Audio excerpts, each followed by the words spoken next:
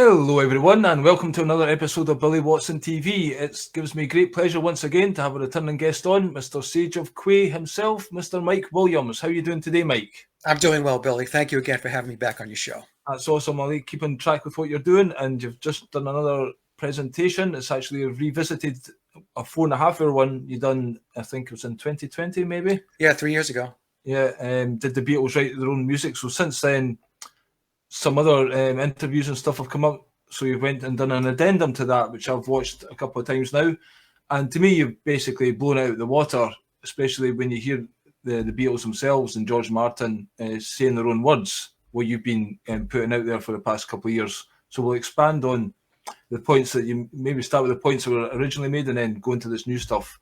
Where would you like to start this discussion? Did the Beatles write all their own music as a topic, but any of it is the real question? Yeah, that is the real question, right? So what happened, Billy, is I published the original presentation, Did the Beatles Write All Their Own Music, back on April 1st of 2020. And, there are folks out there that don't understand the true meaning of April 1st. Yep. It ties back to the tarot card. It has a lot of occulted meaning. And Billy is the fool on the hill. This is Billy Shepherd, for those that are catching up, know me. Billy Shears, yeah, Billy Shears, a.k.a. Paul McCartney. Yeah. And the tarot card and the Fool, it represents new beginnings and somebody who is willing to take risk in order to capitalize on opportunity. And that's why it was released on April 1st. So I knew a lot of the audience would not get it, but I wasn't really concerned about the audience getting it. I was more focused on Billy and the inner circle, understanding why I uploaded the video on that day. So since then, I have been putting out a lot of content to kind of build upon just on that note. So in other words, you're kind of acting the way that the so-called Illuminati, whatever, do their things as well, because they time things to calendars and with significant meaning. So people can look at you and say, you're doing this, you must be one of them then, Oh, yeah, I know. I get that all the time because they'll look at certain, videos and it has a certain runtime and all that stuff. And, they'll say, oh, the runtime totals to the number 11, or it totals to the number 6, or the totals to the number 9. Sometimes I will make it total to those numbers. Other times it's coincidental. It just happens to be that way. But, yeah, I mean, they're using these dates and stuff like that. It's kind of like they don't own this kind of knowledge. It's there for everyone, and they make it seem it's the dark side doing all the triangles. But that's a powerful symbol. You know what I mean? These dates and cards, they have significance. We can use them too. Yes, exactly. That's the point. The point is, you can use the symbols too, which includes the numbers, and you can leverage your own message the way they go about leveraging their message, doing those types of maneuvers, using occultism, using numerology and all that stuff. I mean, I'm not an occultist, but I know enough about their numbers and the numerology to work it so that if I can put a presentation out that can benefit from the numbers, then I have done that. So you released the first one, did you, on April 1st, 2020? Because you've just done the addendum on April the 1st. Yes, so the addendum was also released on April 1st of 2023, which was exactly 36 months to the day. 3 + 6 = 9. Yeah. You see? Mm-hmm. So, so, I have some fun with it. Let's just put it that way. I have some fun with it. They play with the numbers. And when I talk about they folks, I'm talking about the controllers. They paint by the numbers.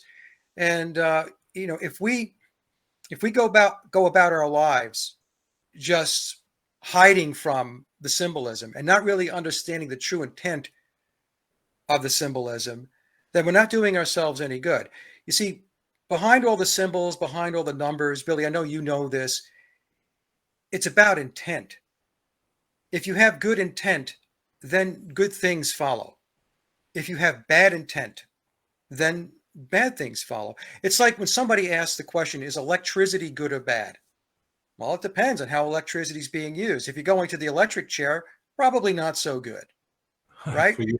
But if you need it to light your house, then it's a good thing. But the problem we have in society as a whole is so many folks, they don't understand. They don't understand how the world really works. And you and I talked about this before we started the show. They don't understand that there's a complete controlling matrix or apparatus that controls this reality from beginning to end, cradle to grave. Yep. And so many folks, they don't understand it.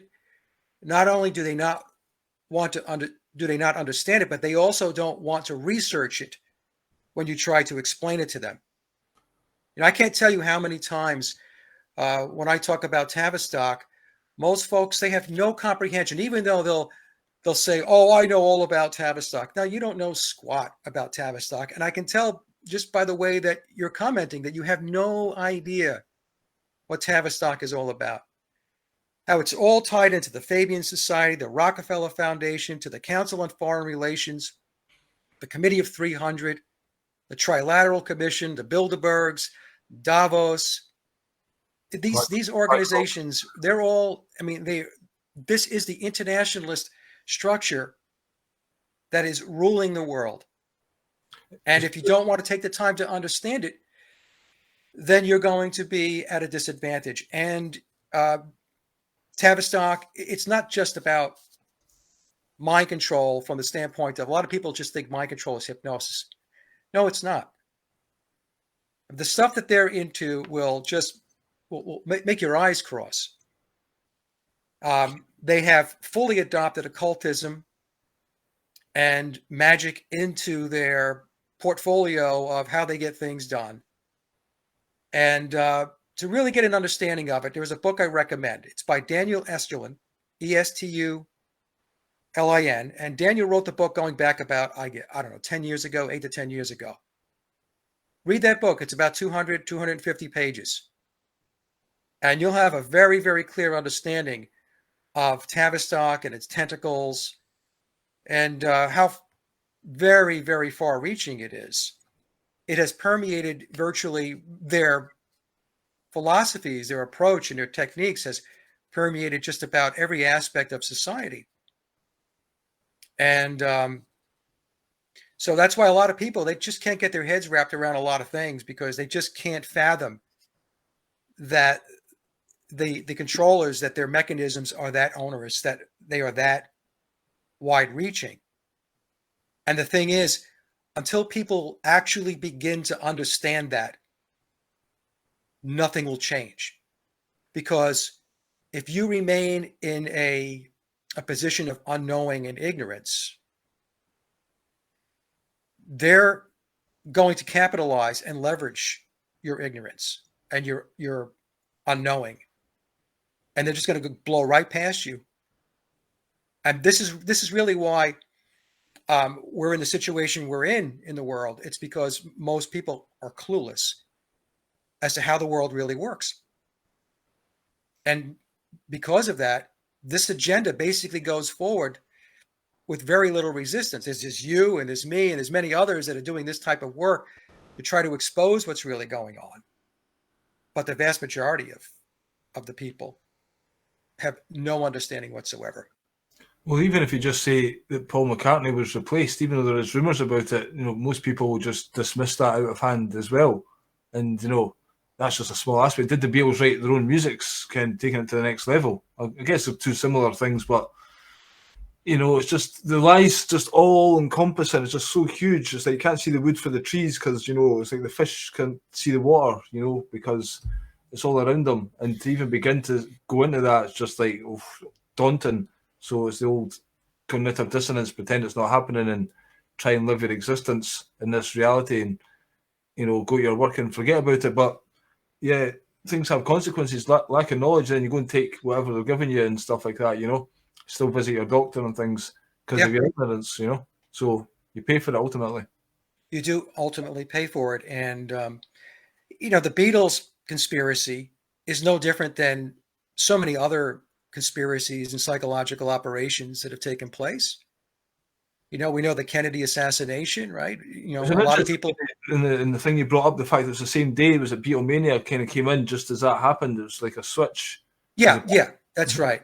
That's right. So what Billy's referring to is, if we go back to Please Please Me, that was released on March 22nd. That's 322. That's Skull and Bones, which goes back to Genesis 3:22. So go to your Bibles and read Genesis 3:22.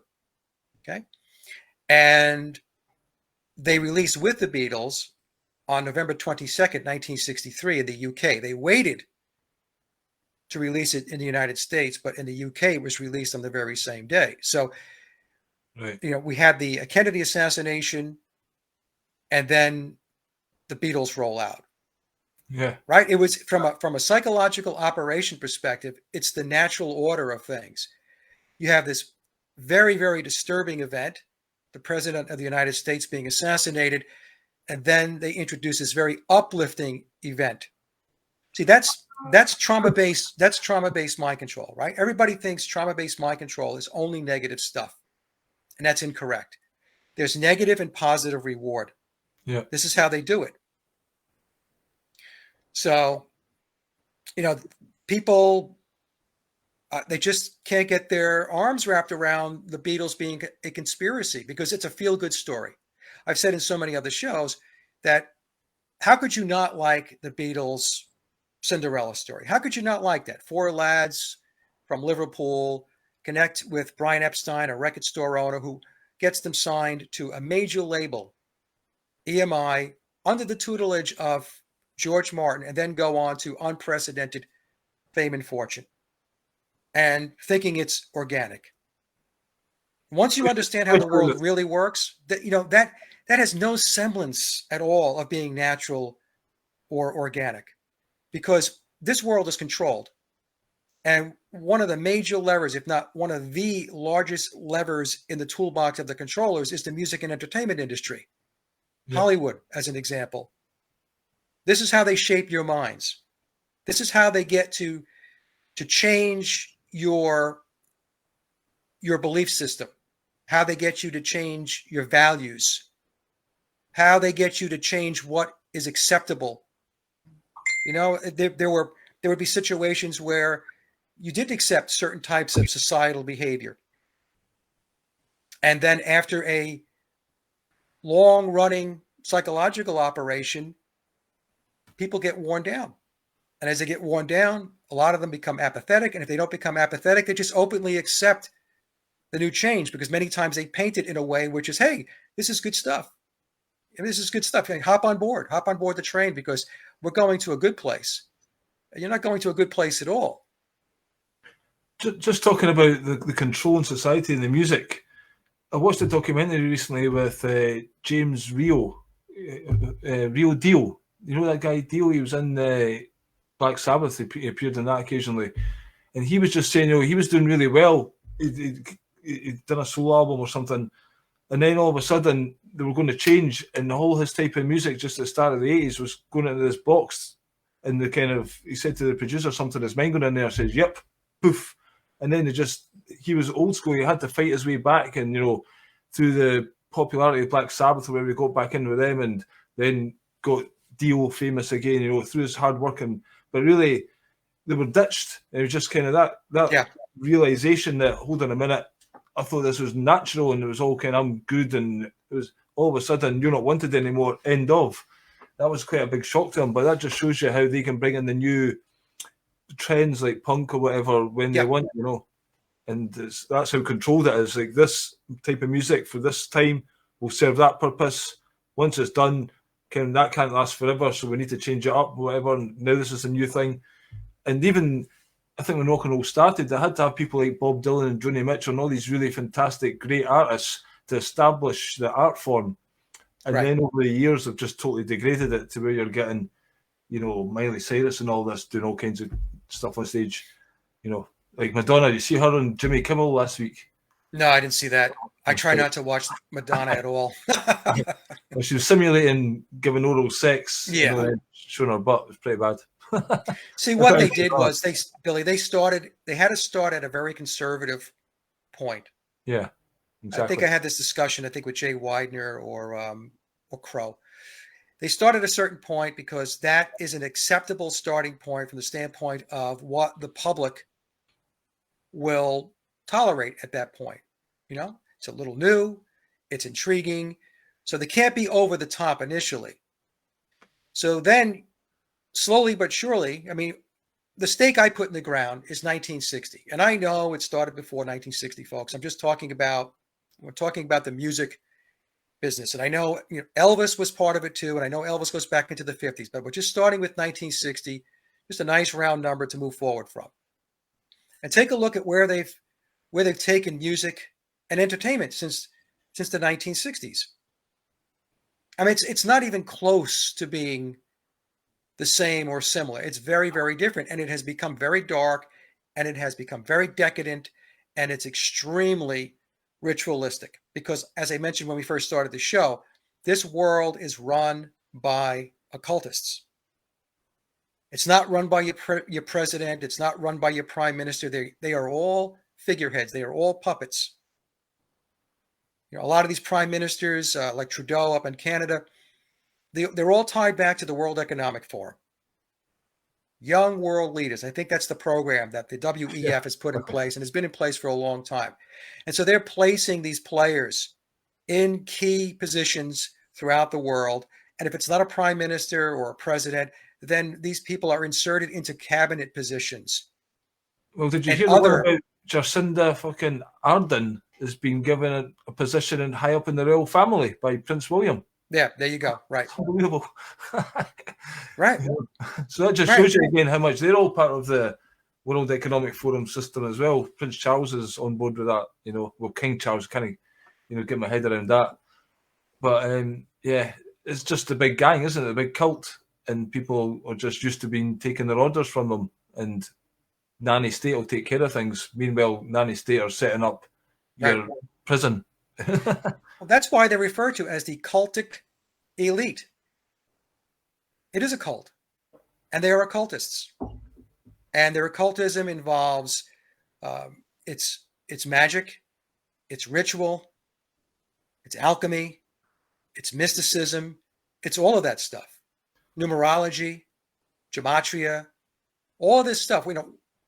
Signs and symbols rule the world. I've said this so many times in so many shows. And I still get people that say things like, oh, I don't think the numbers mean anything. I think numbers only mean something when you're at the cash register at the supermarket and you're buying bread and milk and I need change. You have no idea how profane that is. So until a critical mass of folks get on board with how this place really operates, then put your seatbelt on, because it's going to get rockier and rockier, and the ride's going to get rougher and rougher. And, for a lot of folks, this stuff is rolling up on their doorstep as we speak. They're starting to really feel it now. And even then, they're still in denial. They just think it's some coincidental situation or circumstance that has overtaken their life at this point, and they can't connect it back to a much larger agenda that's in place. I mean, talking about magic and stuff like this in the Tavistock, then the Beatles having Aleister Crowley and all we know about his connections. So the Tavistock's obviously influenced by these kind of magicians, controls of reality. So that's what they used the Beatles for. That was a pure magic. They've came in with this, God knows how long they've been planning it for, but it seems like they've had this agenda. I don't know if Brian Epstein's got the word with Tavistock, because he's had £1 million in to go and promote the Beatles in ’63 or whatever, which is guaranteeing them a success. Just two years from Germany, they're on the Ed Sullivan Show or whatever. That doesn't happen just by accident, because there's money agenda. I don't think it was Brian Epstein's money, So where's he getting that money from? The powers that be that have this agenda, and they've played it out to a T. They totally transformed the 60s with predominantly the Beatles at the head of this movement, the hippie tune in, drop in. Obviously, right. Tim Leary and all these people, the Merry Pranksters, are all part of it. So yeah, big massive CIA operation to get people to be hippies and wasters and not be critical thinking, well-rounded people, because obviously after the war there was that generation not wanting the old way anymore. They knew they were going to be a problem, so get them loaded up and make money off them while they're doing it. Yeah, so the $1 million, right, that Brian Epstein had, this goes back to the interview that I put in the big presentation. I also had it in another presentation or two with Bernard Purdy, saying that Brian Epstein had $1 million in his pocket, and that was the money that was behind the Beatles at that point in time. Now, to put that into context, that's almost $10 million today in today dollars. I think it's like 9.7 or $9.8 million. And where do you get that money from? Well, EMI was tied into British intelligence and the British military, and was very active during World War II. And EMI is also tied into Tavistock. So, once you know this, once you know how things connect, then the whole thing with the Beatles and these other bands, because it's just not the Beatles, it makes more and more sense. So they paint this very happy, like I said, Cinderella story to the public, to the naive, to those that really don't understand how things work, and they just embrace it. They adopt the story. They love it. Like I said, look, I was a believer in that story at one time. So I'm not sitting here just knocking people. I'm knocking myself too, because up until 2016, I used to believe the Beatles story. So, so there's, the connection points, Billy. I mentioned a bunch of them before. The Council on Foreign Relations, the Rockefeller Foundation, the Fabian Society, the Bilderbergs, the Trilaterals, Davos, the World Economic Forum, the United Nations. You have all of these. What do people think that these internationalist organizations are in place to do? You think they just put buildings up and they sit there and do nothing all day? That they play solitaire on their computer screen? These internationalist structures are there for a reason. And they're there to run the world. Yeah, totally organised, the other side, aren't they? They go about their business every day with this agenda they've got, and we're just flapping around watching Coronation Street at night time or something, and right. We're not organised. Even food, we can't even supply our own food. We're dependent on the shops. Again, we're totally right. Electricity goes off, we're lost. Hey, what happened when the event took place back in March of 2022, and we had a shortage of toilet paper? Yeah. What did that tell you? People got very concerned because they couldn't wipe their butts, right? Aye. And what were the controllers telling everybody? We'll tell you when you can wipe your ass. Aye. Exactly. Because if we decide not to put toilet paper out, then what are you going to do? What are you going to do, right? So this is their way of poking at people, and their way of making it understood that this is part of the trauma-based mind control. They'll do things like this. Yeah. And then as fast as it came, it goes away. Aye. But and then they'll do something else. It's always in the back of your mind, that could happen, there's a shortage. Even now, there's quite a lot of fruit and vegetables that are not making the shelves here. Right. Same here. Aye. But going back to round out this whole thing with Tavistock and these genres of music, the British invasion was completely created by Tavistock. People ask me questions like, well, what about the Who? The Who were part of the British invasion. They were a creation of Tavistock as well, because Tavistock created the British invasion. It goes with the Rolling Stones. It goes with all of them. And all of these genres of music that follow, they all had a social engineering purpose. There was an agenda behind all of these different genres of music. And, and you have to, people have to stop. Look, folks, you got to stop worshiping artists and bands and celebrities and entertainers. Because there's a great movie people should watch. It's a series, actually. It's 3 seasons. It's called American Gods. And American Gods spells it out very clearly. That everything people are doing today with all of this idolizing and being plugged into social media and sitting in front of your screen and doing Facebook all day and stupid shit like that. All you're doing is you're feeding what American gods refer to as the technology gods. And what they mean by that is they are taking your energy, they are usurping your consciousness and your physical energy because you're sitting in front of that monitor all day, posting inane pictures, typing out stupid comments all day, doing inane stuff. And they're leveraging that. So while most people, a lot of people, are sitting there doing that type of activity all day, the world is passing them by. A lot of stuff is getting done, flying under the radar because you are focused on the wrong things. You're focused on nonsense. And most people have a total lack of ability to prioritize what's really important in their life. You know, it's just amazing to me. So anyway, I don't want to, you know. I just want to finish on that wee bit because I watched it. I was going to send it to you. There's a documentary recently on BBC about the Rolling Stones, and it's a similar kind of thing where they're talking about it in code.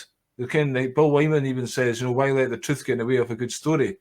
And you know, it's almost like it's happening to them. All of a sudden, they've got this audience, and again, they're just caught in the eye of the storm almost. So I'll send it to you because we did have that chat about the Stones as well. So yeah, again, they do the masterful speaking where you can watch it, the documentary one way without knowing all this stuff, and you're like, oh wow, yeah, and you just automatically assume certain things that they're not fully giving you the picture. And then when you understand the truth, you say, they're saying it like that, but they're not actually, you know, like for instance, they're in the studios of Wild Horses, but you don't see them recording it. Right. Just things like that.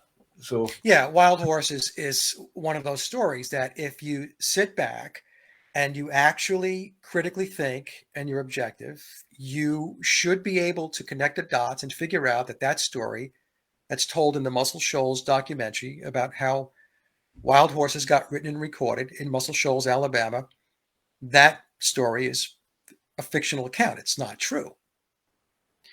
You know, and there are so many stories like that. You know, folks don't understand, like they will point to certain bands and artists, singers, and they will just blindly accept whatever they say in an interview or some kind of rock documentary that you might find on Netflix or something. What they don't understand is these folks are performers. They are entertainers. Yeah. So part of their responsibility to be a successful entertainer and performer is to embellish stories, to create fantastical stories, rags to riches or whatever the storyline is, to pull you in. But you have to use discernment to, and figure out that most of this stuff is completely made up. It's not, it's not true. It's not true. And, but this is the problem, when you accept the pop culture, when you embrace the pop culture, you're in big trouble. Because the pop culture, its intent is to pull you away from your true identity. It's to pull you away from your sovereign self. It's to pull you away from pursuing your own pure or true will. Yep. And disempowering yourself and giving your authority. You're supposed to be your own authority. And then taking your authority and then handing it off to somebody else. That's what the pop culture is all about. It's stripping you of being a human being. It's stripping you of having a soul. Yep. I'm getting, just I can't really be asked with even any more Facebook and Twitter. You're supposed to do it in their position and get involved, but to me, it's just you're fighting the big hundreds of people throwing stuff at this thing, and unless you've got a team behind you and money and stuff like that, then it's just like who needs it? Right. I'll just live my life and just do what I do, and c'est la vie, whatever happens, because it's just too much pain. It's like a big war. Oh, good to get this hit, and I could never get involved in it. No. But well done to those that do and use the keywords correctly. But then anytime they can come and strike you off and ban you anyway. So, just you can waste a lot of time pissing about in the technology that's here to save us, but it's not making things any better or people any smarter, really. Yeah, it's interesting. You talk about banning and stuff like that. I had a situation going back about a week ago, right? So I'll just run through this real quick. I'll just explain the types of shenanigans that they do behind the scenes, right? So I had a couple of videos up on my Paul is Dead channel, and so there are two views of how many views the video has. There's the analytic view, which is a view that is that the content creator sees. It's on their dashboard, and then there's the public view, right? Yeah. So if I go into my analytics, I had one show. It's the show I did with Amanda. Yeah. The internal analytic count of the views was over 12,000. The public view was 9,000. Unbelievable. Okay? And I had another situation like that with the show I did with Kat from Supernatural Beatles. It wasn't as large a gap. I think it was maybe 500 or 600 views. That was the gap, where it was higher in the analytics dashboard. And so I contacted YouTube. Right. So if you're, if you have a monetized channel and stuff like that, you're in the partner program, so you can get a hold of them. And so, I get this person on the phone. He was very nice. His name was Mike as well. And I said, he goes, "How can I help you?" I said, "Well, you can help me understand, Mike. How is it that the view count in my analytics is 3,000 views higher than what you're showing the public?" And so he said, "Well, hold on a second." So I gave him the two, the URLs, the links. So he comes back. He says, "Yeah, I see that." I said, "Okay, good. I'm glad you see it too. We both see it." I said, "Now, what are we going to do about it?" I mean, the public view is supposed to reflect what's being shown in the analytics. He goes, "Well, we're working on it." I'm like, okay. So you know what their fix was, Billy? To lower the analytics view down to the public view. Joking. I'm like, it's unbelievable. The trusted analytics, they're supposed to be the thing, but no, we'll just chop them.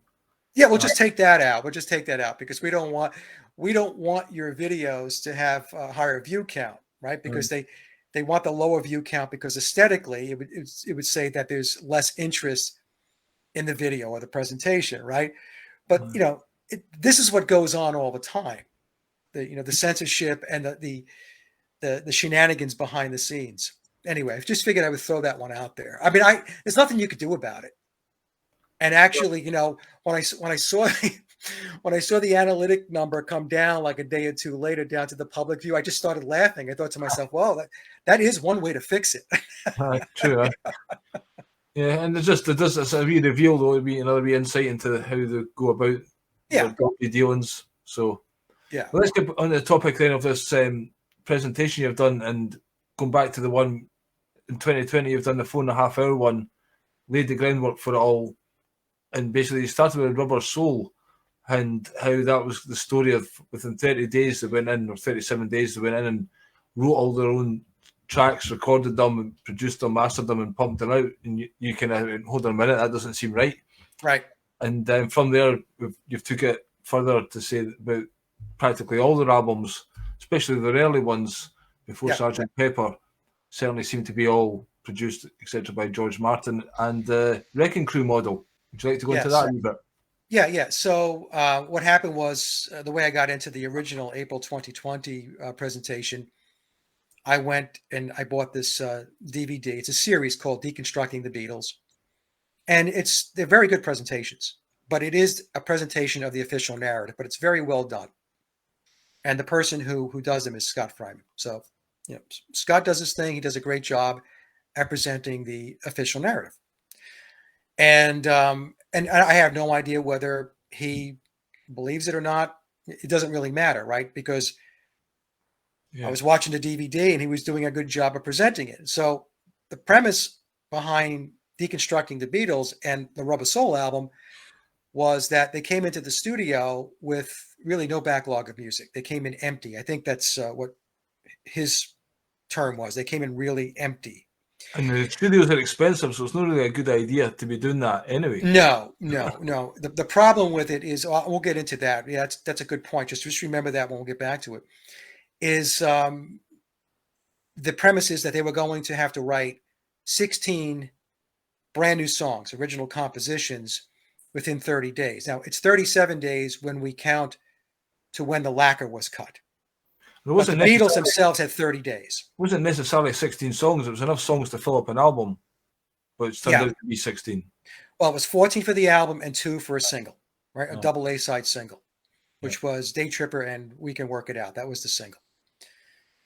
And so as I'm watching this, I'm a musician, I'm a songwriter, and, I record. And I'm thinking to myself that that's not possible. It's not possible. How could you come into a studio and be guaranteed, number one, that you're going to knock out 16 songs in 30 days? You can't guarantee that.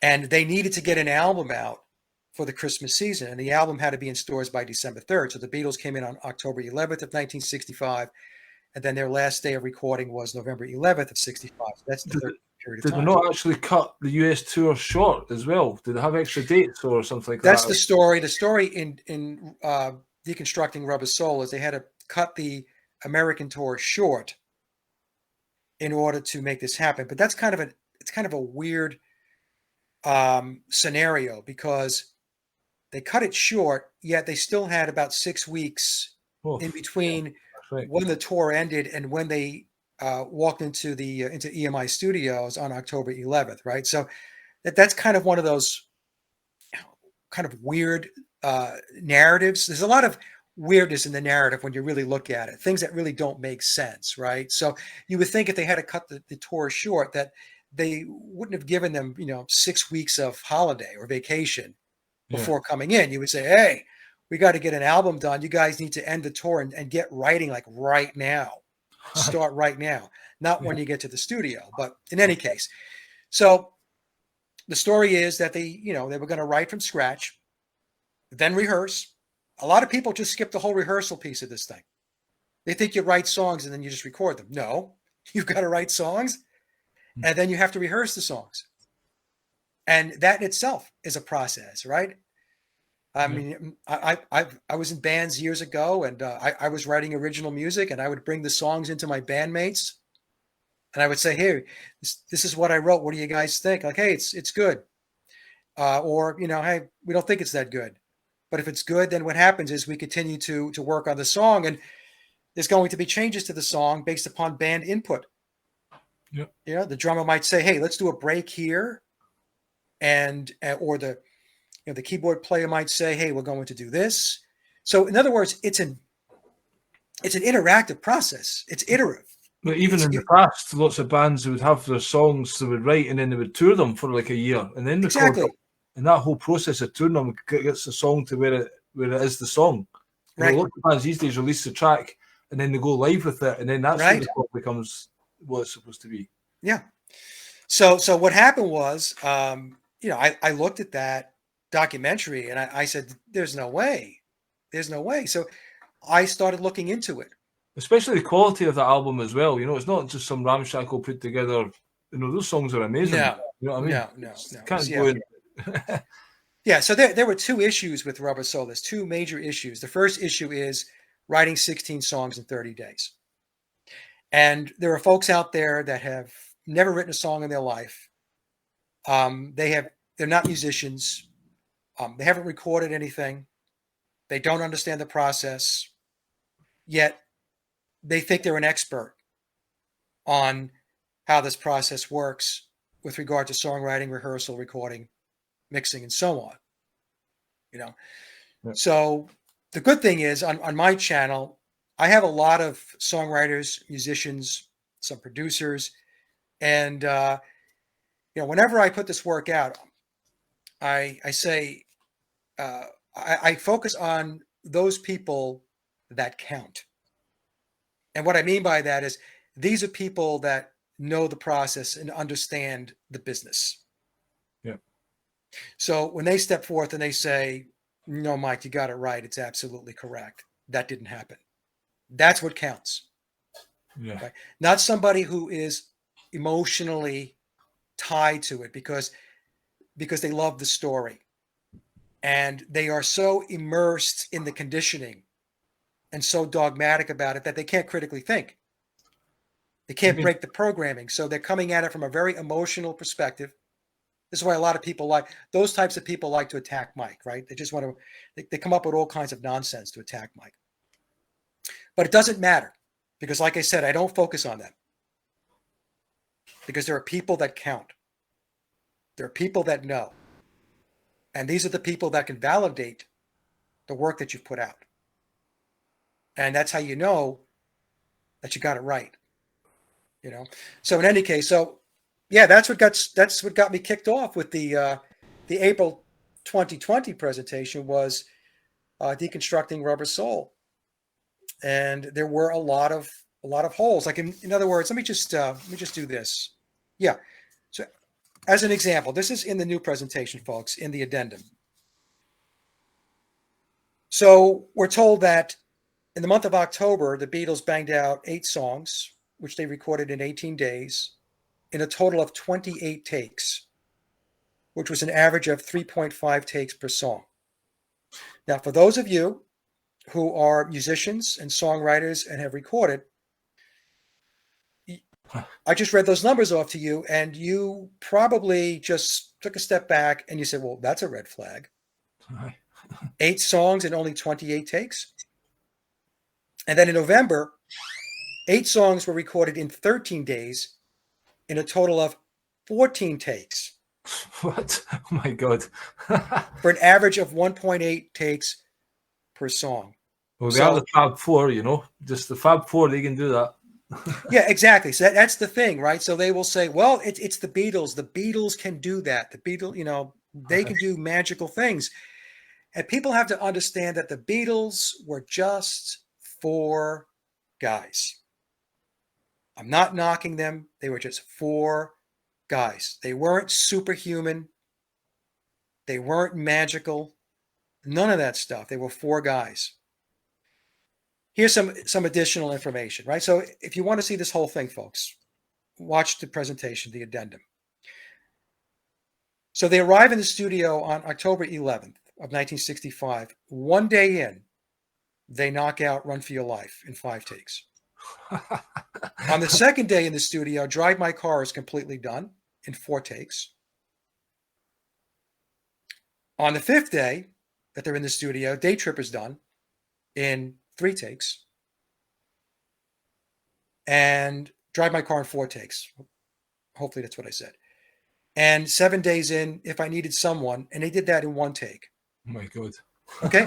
So what we see, the problem with this is that in order for this to work, they have to be working on multiple songs at the same time. It also says that whatever song they started, there were no false starts. Right. The song was started and the song was completed. And as they're writing the song, they had to get to rehearsing the song and arranging the song like immediately. And then to nail the songs down. When you're coming in with no backlog of music and you're writing from scratch on the spot, and to knock songs out in no more than 5 takes on any of the songs is not believable. It's not realistic. It's not real world stuff. And in the presentation, I showed a slide going to the White Album in 1968. And I listed a bunch of the songs from the White Album showing that 28 takes, 50 takes, 70 takes, 100 takes to get the songs done. So to think that they were able to bang Rubber Soul out, 16 songs in a total of only 42 takes for all songs in 30 days. That's incredible. It's not believable. It's absolutely not believable.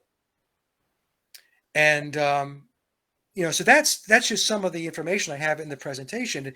It was that type of analysis when I broke it down that I said, okay, this is, there's something going on here. So that led to, all right, so they were in the studio and they were doing something.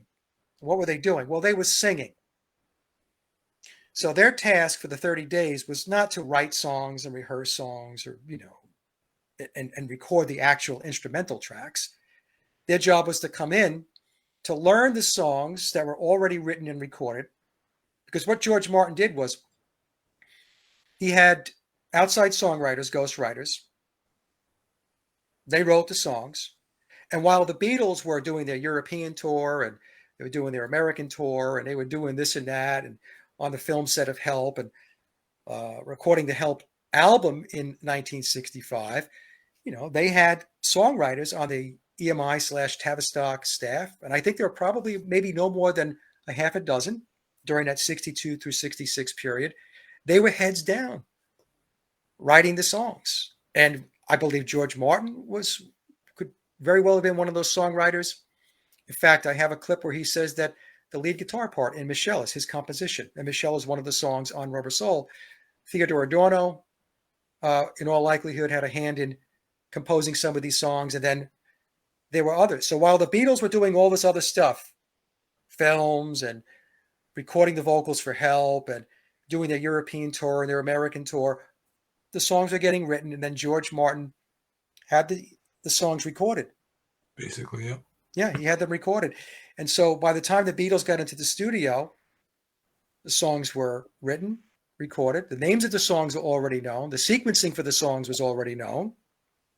Because this is all the Beatles, same time. For 30 days, can't write the songs, make the songs, and then start doing the album work and the track listing. Again, in the addendum, you did show how they make vinyls and the process that takes and the length of time. So that had to be done either at the same time or well before in advance.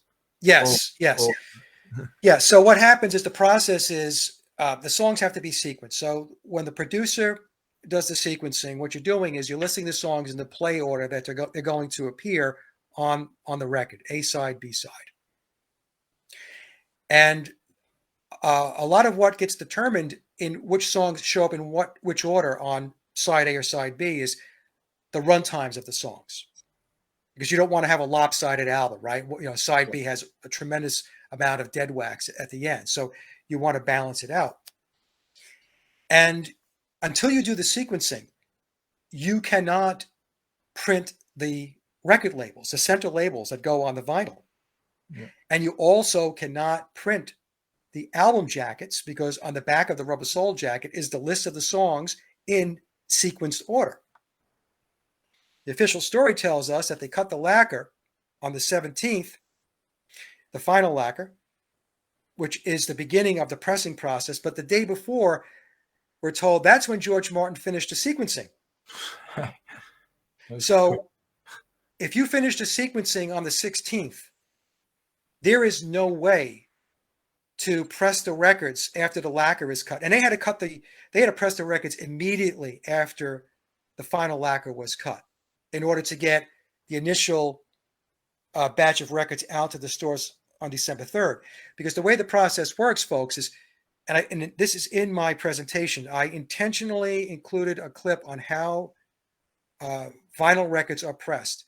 The label is pressed with the record. So at the time when the record is being pressed, the label is placed in the center and it's pressed, which means you have to have the final labels in-house. That's right, yeah. And ready for when the albums are going to be pressed. It cannot be afterwards. Yeah. It's not like they have adhesive on the back and then somebody's going to sit there and place labels on thousands and thousands of albums, right? It's all mechanized. Yep. So the labels have to be in-house.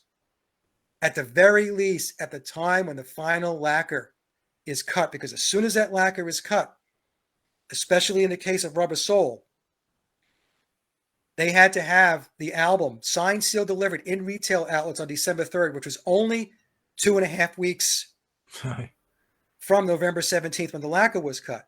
So what does that mean? That means that the labels and the record sleeves with the names of the songs had to have already been in place prior to or at about the time when the Beatles arrived in the studio. In other words, they had to be done, ready, printed. And so when you do labels and when you're doing album covers, they have to be proofed as well. You know, it's not like today where you have digital technology and you can run something and do it real quick. Back in the day, the album covers, and it's still done today, it's 4-color printing. It took 1 week alone for the ink to dry on whatever was being printed. You see? So the point being is, going back to make this kind of simplify this, okay?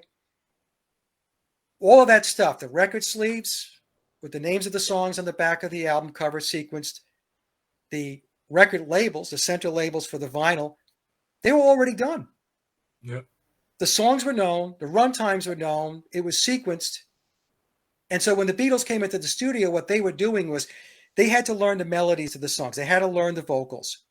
And the way they did that was the instrumental tracks that were already recorded for the songs, that's what they rehearsed to. Yeah. Well, they may have had a guideline on them as well, even. Yeah. Yep.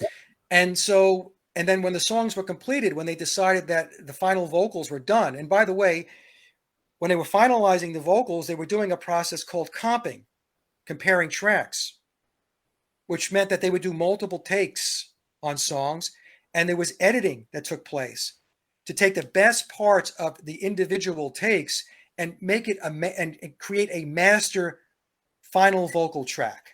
Yeah. That's why the tapes were running all the time during Rubber Soul, because what Norman Smith, who was the engineer, and George Martin were doing was they were under the gun and they captured everything.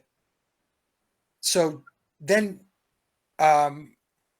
George Martin and Norman Smith, what they did was they stitched things together. They edited to be able to create that final vocal track. So that's what they did, right? So when they came into the studio, the way John Lennon was able to get Run for Your Life done in one day, in the next day, in 5 takes, was because he was played the song. Here's the instrumental track to this song, John. It's called Run for Your Life. You're going to be credited as the primary songwriter. Let's do it. So John had to rehearse the song, and then they did 5 takes. And on the 5th take, they deemed it was a go. But the 5th take could have included bits and pieces from the first 4 takes as well, because there's, like I said, there's a process of comping. There's an editing process that takes place in order to get a final vocal track. That's how it worked. So when Drive My Car was completed on the 2nd day, it was because the instrumental track was already there. They had to learn the vocal melodies, and and they rehearsed it. They had to rehearse the song, and then when they felt comfortable that they had the song down, the melody down, they started recording and doing takes. And then Norman Smith and George Martin would take those takes and edit them, and because they were comped, put them together, and then you had a final vocal track. And then what would happen is George Martin and Norman Smith would mix the songs down. So because they already had the instrumental tracks were already finalized, they were already recorded, so they had to finalize the vocals. And once they had the final vocals, that's when they sat down and they started mixing the instrumentals with the vocals to get the final mix of the song. That's what they were doing with Rubber Soul. And like you mentioned before, Billy, I am convinced that's how it worked for all of their first 7 albums, starting with Please Please Me. Well, basically, there is that clip, we'll probably get to it, but it's the BBC interview where John Lennon says, the best days of the Beatles were in Hamburg when they were a band then, and then because we're kind of capable people, we became efficient recording artists. Right. Which to me was kind of slang for saying, they could go into the studio and do what they were told. And the real Beatles were in Hamburg when they were just an average, even if that, band, because, guys there wouldn't want them to go back because they were calling them lousy and stuff. So they've just been, a band with musical interests. Yeah, who knows? Again, this may be a different topic, but have they been groomed right from the start, or have they just been kind of encouraged without them actually knowing what they were part of? There is that Faustian deal that it comes to at some point. But yeah, they've just been taken and says, we're going to make you famous. You're going to play along. You're going to play along. He's got to do this Faustian deal, whatever, right? Let's do that. It seems like a giggle. And next thing you know, they're just having to keep state secrets, but they're trying to talk about the truth, but they can't because obviously they're gagged to a certain extent. Yeah, the Lennon interview is very telling. He said they had become technically efficient recording artists. And then at the very end, he says, if you give me a tuba, I can make something out of it. Right. So, yeah, there's some very important clips in the addendum. And one of them is aside from the Lennon clips, we'll talk about each one of them. But probably the most important one is the August 5th, 1966 BBC interview, where the BBC interviewed John Lennon and Paul McCartney at Paul McCartney's house. And August 5th was the same day that Revolver was released. And the interview was actually released on August 29th, which was the last concert gig that the Beatles did at Candlestick Park. So the 5th of August and the 29th of August, and both of those dates are pivotal moments in Beatle history, right? The final release of Revolver, and then their very last concert performance at Candlestick Park on August 29th. But in that clip, my voice cracked. In that interview, it's about 25 minutes long, but there's 6 minutes of it that I put in my presentation, because it was the 6 minutes where John and Paul were talking specifically about their songwriting. And one of the things, and I'll read it off here, okay? One of the things that Paul says, and Paul drops some bombshells. Yeah, it's very interview. Yeah. John was in a supporting role, but I mean, Paul dropped bombshells. And he said that the only time they need to, quote, force themselves to write songs is when an album or film comes up. So that was very interesting, the way Paul McCartney phrased that. He's got to force himself. They've got to force themselves to write songs. The official narrative says that these guys are the most prolific genius pop songwriters of all time. Hi. So you would think that with those types of skills, those types of abilities, that would be your bread and butter thing to do, write songs, not force yourself to do it when a deadline comes up. That's basically what he's saying. An event is coming up. It's an album, and now we have to force ourselves to write music. Some of the ways we talked about that is just like, sometimes it takes us 2 months. It's very hard to start with to get the first one and stuff. But again, it takes them 2 months, and then they're going to go in the studio and do it in the first day. Right. So Paul had mentioned that, and John too, that to write songs, it's a process, and it's iterative, and it takes time. And he said that for Revolver, he said the first 2 songs, it took weeks trying to get just one written. And then here's the other bombshell, Billy, because a lot of people that are the rabid believers in the story, they're in the church of the Beatles, go about saying that the Beatles were writing every waking moment of their life. So they were writing while they were on tour. They were writing in hotels. They were writing in limos. They were writing in restaurants. They were writing when they were on film sets. They were writing when, they were on the crapper. Yeah, on a holiday. Writing all the time. They were writing 24/7, 365 days a year. That's the rationale. That's the explanation that's put out there. And then Paul says in the interview, August 5th, 1966 with the BBC, we don't write between LPs normally. Maybe 1 or 2. Then we write a great big batch. And then right after he says that, the BBC interviewer questions the feasibility of writing 12 songs for an album or in batches. And then John follows the BBC interviewer's comment by saying, it is some days. He says, in fact, writing songs for Revolver was very impossible. And then Paul drops 2 more bombs, folks, in this interview. He says, the interviewer is talking to him about yesterday and all this, the song Yesterday. And then Paul says, we're limited as a group. We're the first to say we're not all that good musically. This is one of the most famous songwriters of all time making this statement after they released their 7th album. Yeah. And what many people consider it to run head to head with Sgt. Pepper. Revolver is a great album. It's one of my personal favorites. Yep. How is it that you could put out that type of material and then step back and say that we're limited as a group and we're not that good musically? It doesn't make any sense. If you're saying that after you released Revolver, what were your musical and songwriting skills like going back to Please Please Me and all the other albums? I mean, we could argue that you can only get better over time. Which they weren't doing at that time, seemingly. Yeah, I mean, it's truly, it is. It's a bombshell. Yeah. Because for all of the folks out there that want to argue that they were always writing songs all the time, Paul is telling you, no, actually, we didn't.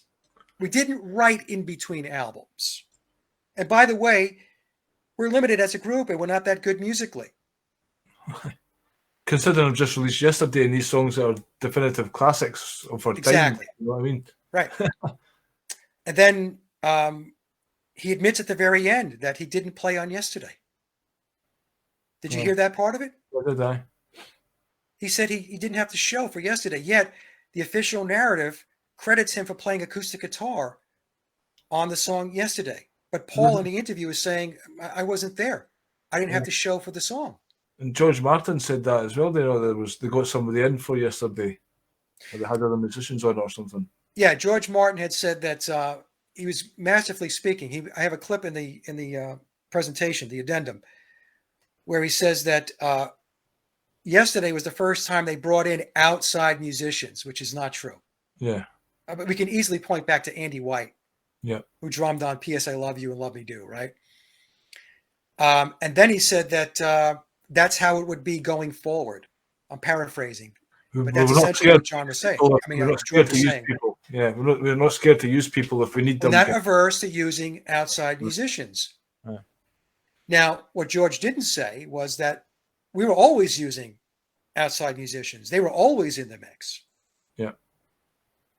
So this is how it works. You have to, it's the truth hidden in plain sight. You just have to have the awareness to hone in on when they're telling you things that are truthful.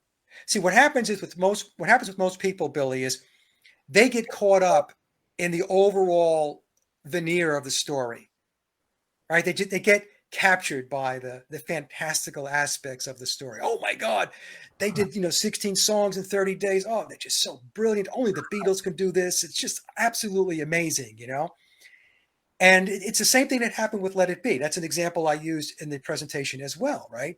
So Let It Be is another example of where they weren't able to do what they said that they were going to do. They said they were going to come into the Let It Be sessions, which was going to span, again, 30 days, the month of January 1969, and they were going to knock out 14 original compositions.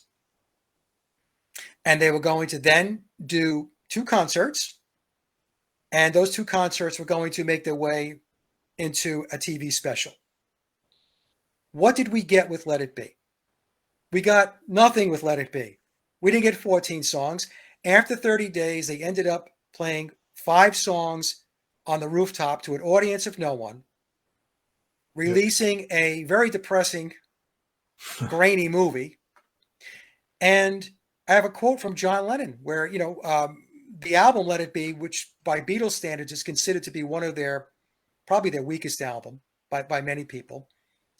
John Lennon saying that he handed the tapes off to Phil Spector, and we handed off the tapes were a bunch of shit, pile of shit. Yeah. And he did something with them, and he did a great job. So this is Lennon explaining his version of what the Get Back sessions were all about. But people, when they watch Peter Jackson's movie, they're taken in by the backslapping and the laughing and just seeing the Beatles in the studio, because people are just, it's the idol worship. Aye. It's the whole thing is romanticized, and that's what they fall in love with. They're not paying attention to the details. They're not paying attention to the fact that nothing got done when we laid up against the objectives of what was supposed to get done with the Let It Be sessions. And a lot of people don't know, or a lot of fans don't understand, is additional work was done on the songs after January of 1969, going into the early part of 1970. So the Get Back sessions wasn't just a 30-day stint. And you have to ask yourself, if they weren't able to do it as a captive audience for the Get Back sessions, in other words, there were no MBEs they had to step out for like they did with Revolver. There was no 2 days out of the studio to do a TV special like they did for Revolver. There was none of that stuff. There was no 1 day taken out to finish up a fan club flexi disc like they did with Revolver. For Get Back, they were a captive audience, and it didn't get done. And that's even with Billy Shears, aka Paul McCartney, there, who was a professional studio musician and songwriter. And that's why Billy, I think you and I might have talked about this. It's why they brought in Billy Preston. I don't think we have, but yeah, I'm aware of that. He definitely helped that album. I was just thinking, because obviously up until Revolver, it seems like George Martin's had these songs ready, Beatles come in, and then this replacement of Paul's happened. Billy Shears has come in. George Harrison hasn't turned up to the studio. He's essentially created Sgt. Pepper. And then we get the White Album with all these different, probably songwriters, and Billy's probably wrote a couple in there as well. And that's a sprawling thing. I think George Martin would rather reduce that to one concise, good album. Right. That. That's what George Martin wanted to do. He wanted the White Album to be a single LP. This is what I'm saying. Seems to be like George Martin's control after Revolver. Billy's came in and he stepped back a bit, whether an advisory or something like that. Maybe he helped in the recording techniques, Sgt. Pepper and stuff, but is it Billy's arrogance that then said, we can get TV cameras in here and we're going to do an album in 30 days? Because without having those tracks there ready to go, why would they go and put that pressure on themselves if they're not confident at doing it? It seems pretty crazy. Yeah, so I think what happened with Let It Be, the Get Back sessions, the reason why they brought a camera crew in, this is a hypothesis that I have, is because Billy knew that there was no authentic, genuine footage of the Beatles songwriting, practicing their craft, of writing original compositions, of laying down the recorded tracks that you hear on the records. It doesn't exist. In fact, that was the major tagline for Peter Jackson's Get Back. It's the only footage really of the Beatles working in the studio. Right. So I think what happened was, going back to 1969, Billy knew that was a hole in the story. Yeah. The Beatles had a camera following them around for everything that they did. It documented everything that they did, except in the studio. When they were writing their magic songs. Right? One person who thought they were very clever, but, not very clever, said to me, well, do you have footage of you writing music or, of writing songs? And I said, well, as a matter of fact, I do, but that's beside the point. I'm not the Beatles. It's a big difference. Okay. We're talking about what is considered by many people to be the greatest rock band of all time, with the 2 greatest, most prolific, genius pop music songwriters of all time.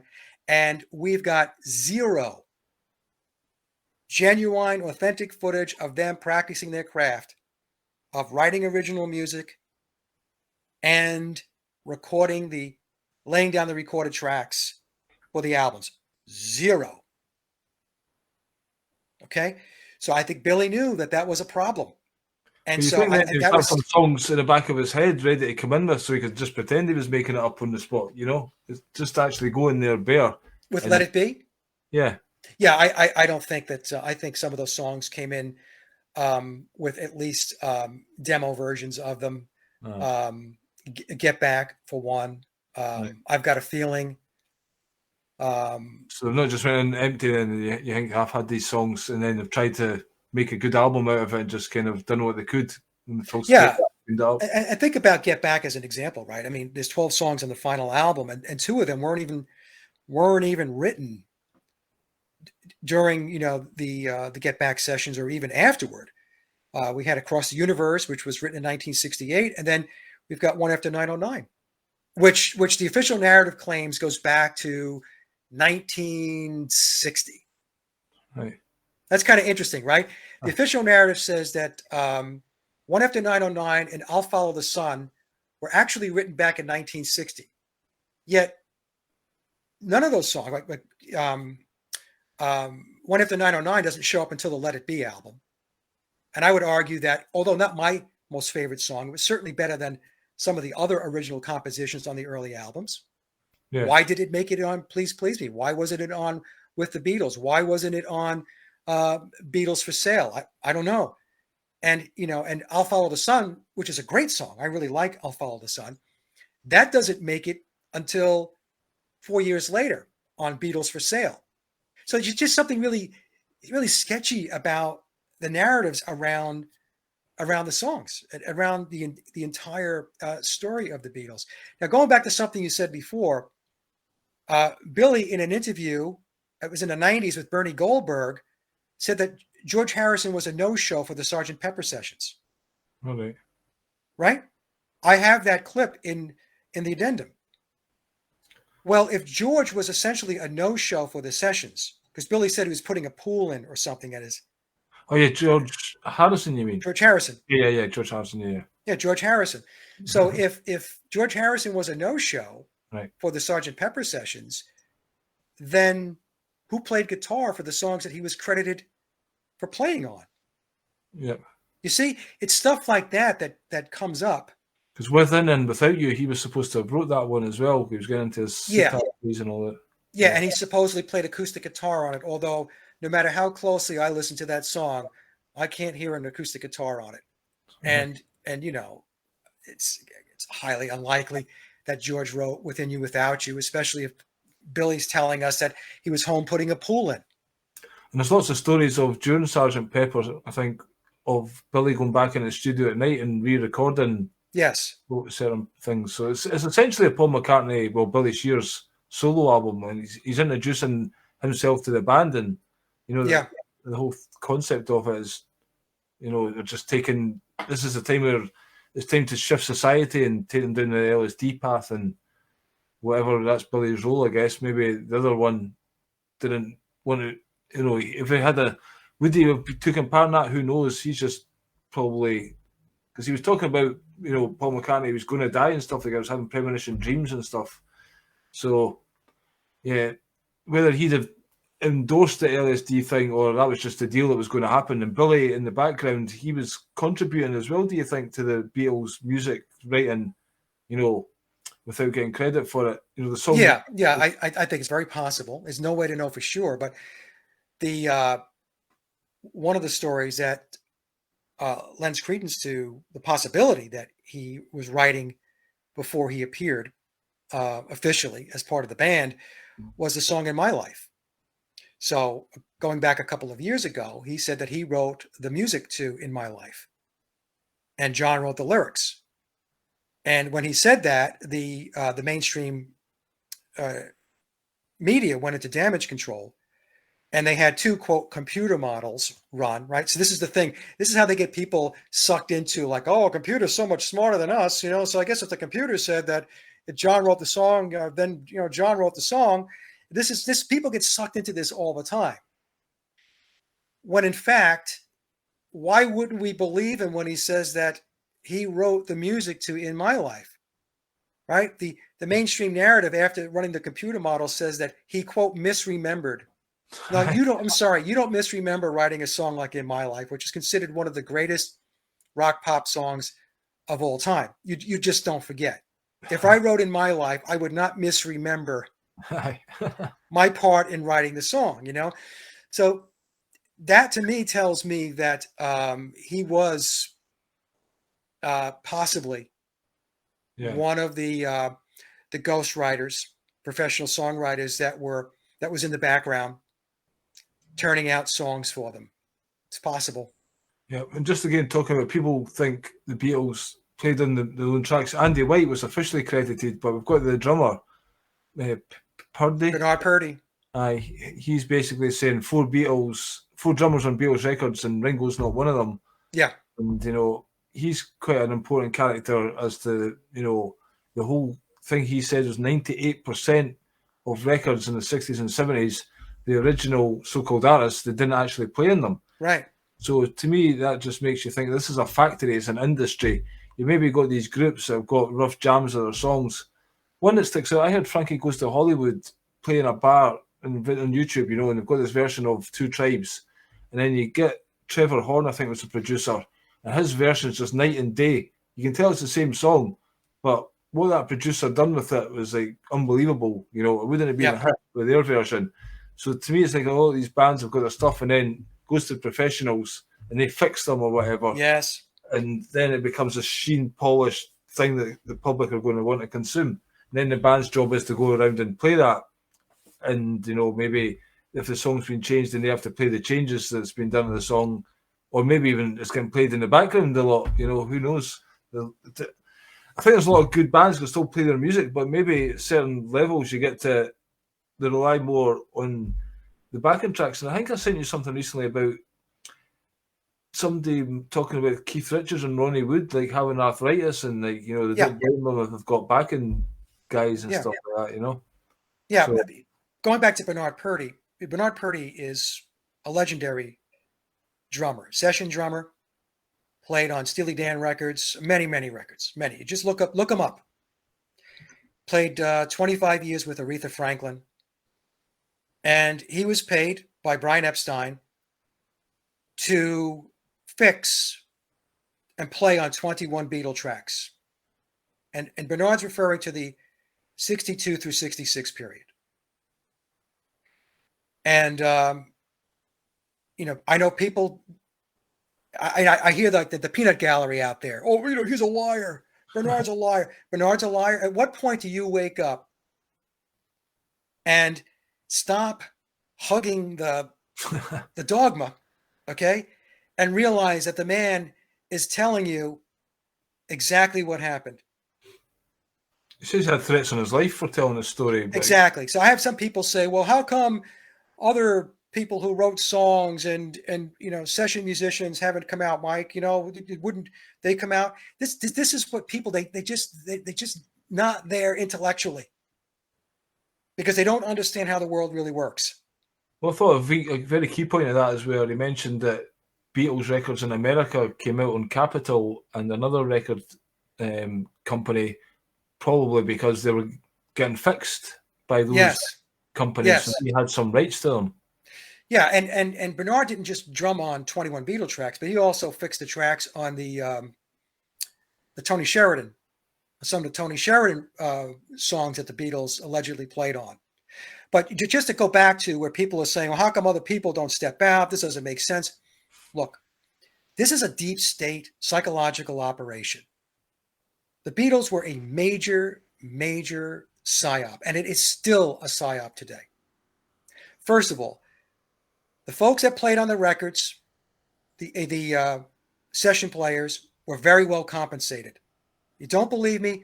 Watch the Wrecking Crew and let them tell you how good the compensation was back in the day, the 1960s and 1970s, when they were doing all of those records. In fact, the tagline for the Wrecking Crew DVD is, there was one band behind them all. Right. Okay?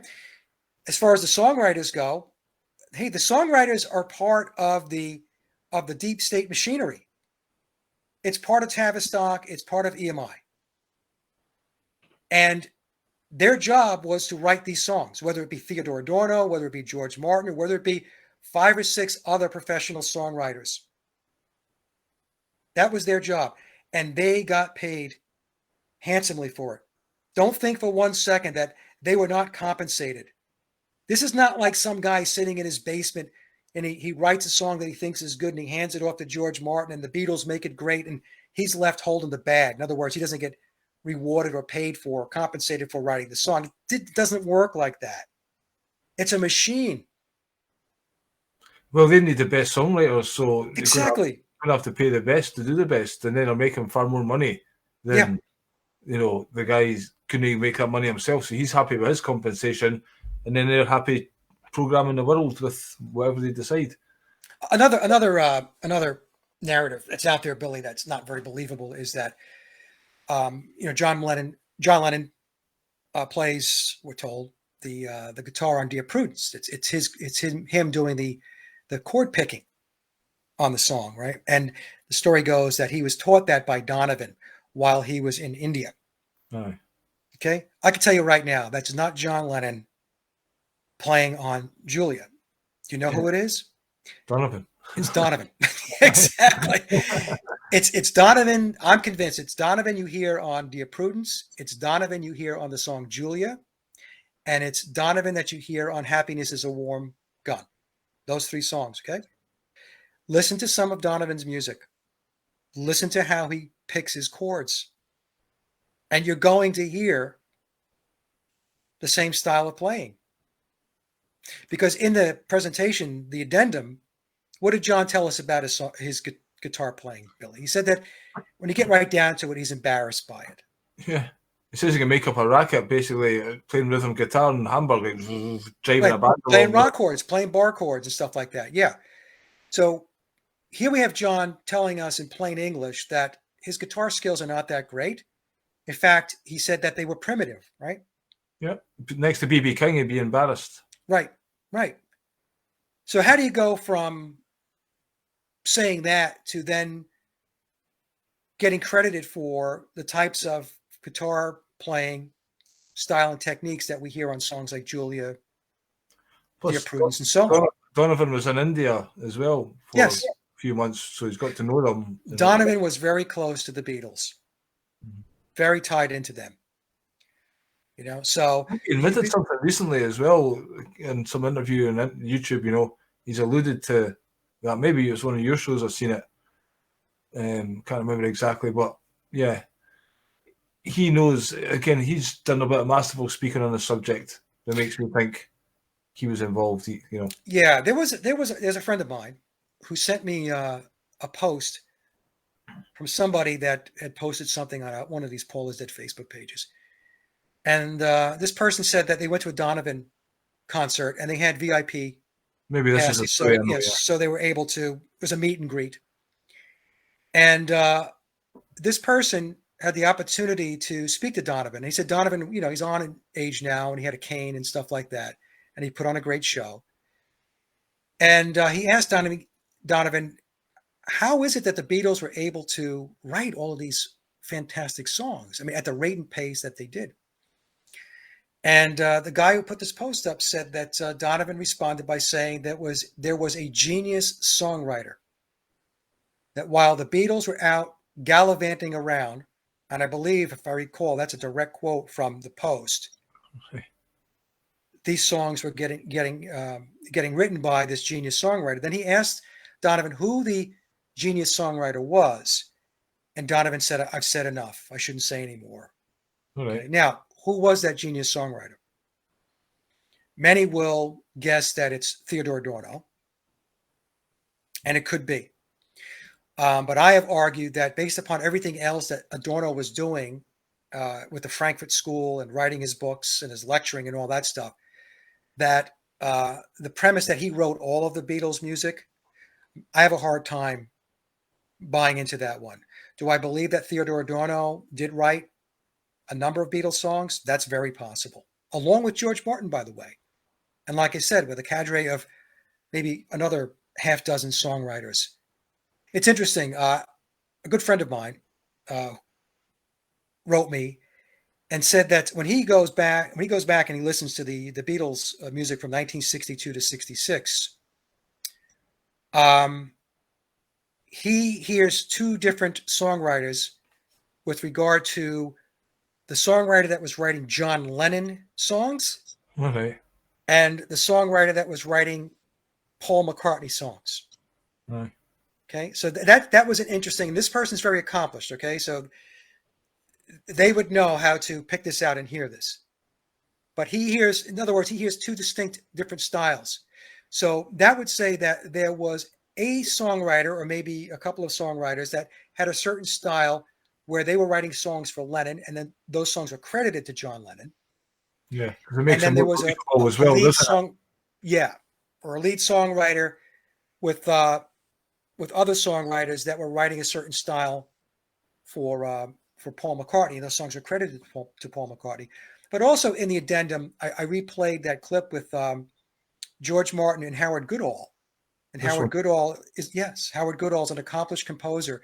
And Howard was asking him about the complexity of some of these songs. Like, how would four working class guys who are really a bar and club band to start with, how are they able to put song structures together like Yesterday, Blackbird, For No One? And so Howard, to his credit, and look up Howard Goodall, folks, okay? He's an accomplished composer himself. He's no slouch. And when he asked George this, and this interview was in a documentary called Produced by George Martin. As soon as Howard goes down that path, George does this. Huh.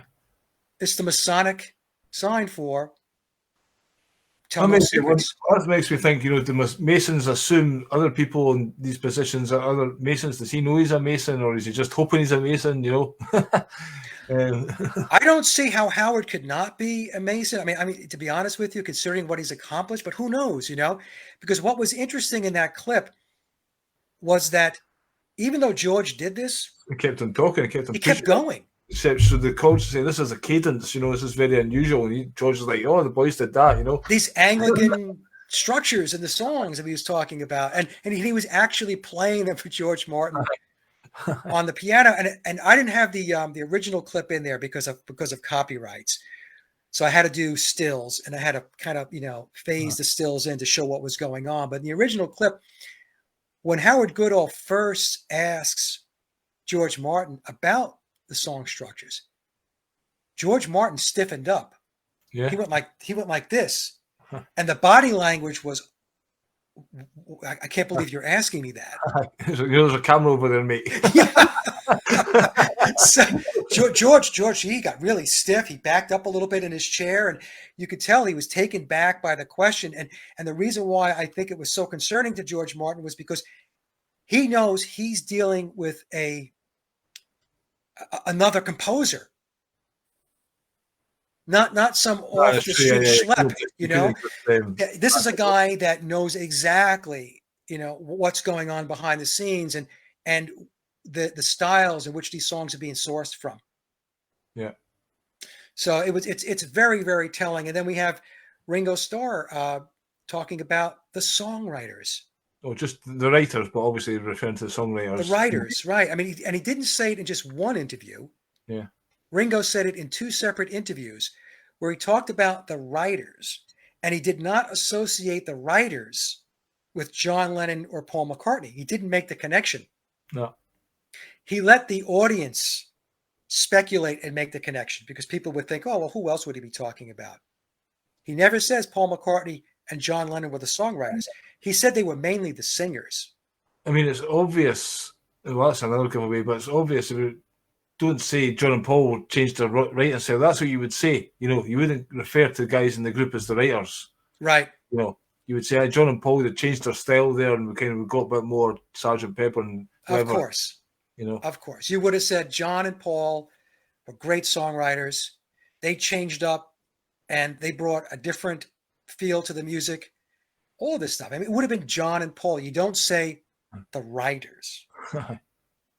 Again, they're giving away in plain sight. And it's almost, again, like that, the thing when they've got to reveal themselves, tell you the truth. Yeah. But then if you can't see it, then it's your problem. So they're kind of involved in the conspiracy as well, obviously. Yeah. And we have George saying that he and Ringo never practiced. Hi. They were just could turn up, and then when they need an album made, Ringo would know what to play at the right fill, and George could come in and do what he needs to do, and that's it. It's the only time he needs to pick up a guitar. George said that there were times when years went by where he didn't pick up the guitar. and he would just show up in the studio when he had to make, like you said, make an album. Well, you and I both know, Billy, that's impossible. I mean, you do not play the guitar for 6 months, a year, 2 years, whatever it may be, and then show up in the studio and rely on muscle memory to get you back into the flow of things. I mean, that's ridiculous. See, that's the thing. A lot of folks don't understand. I mean, the music business is a business. Yep. Well, to me, it's like he knows, because he says he could be a guitar player if he practiced. Right. To me, it's almost like, what's the point in practicing? It's all done by this musicians, and I'm George Harrison, and I'm not going to be as good as the guys who are going to play my record anyway, kind of thing. Yeah. You know, like, what's the point of me practicing? It's all a facade almost. Because if you wanted to get good, surely if you could be good at guitar, well, put the effort in. You can go do gigs with hundreds of people. Right. But it's just like, what's the point? I'm bought and sold kind of thing, and I just turn up and the album gets made, and that's what I got from that. Yeah, I mean, I put a lot of stuff in the addendum. A couple of the clips I played multiple times. Yeah, I noticed that. It's something done before, but it's like, it does drive the message home. Yeah, you have to drive the message home. That's why I did it, because what happens is people will watch it once, they're like, that's kind of interesting, and then if you don't go back to it, they just kind of forget about it. So I would wait until another moment where that clip was important to what I was talking about, and I would play it again. Yeah, it's like the clip where we're told that between the two of them, between 1956 and 1962, between John Lennon and Paul McCartney, they wrote 100 songs. Yet they meet George Martin in 1962. It's like they had nothing behind them.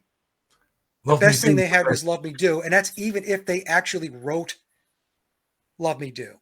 Well, I doubt that, but basically that was their starter for Tenses. That's not the big hit we wanted.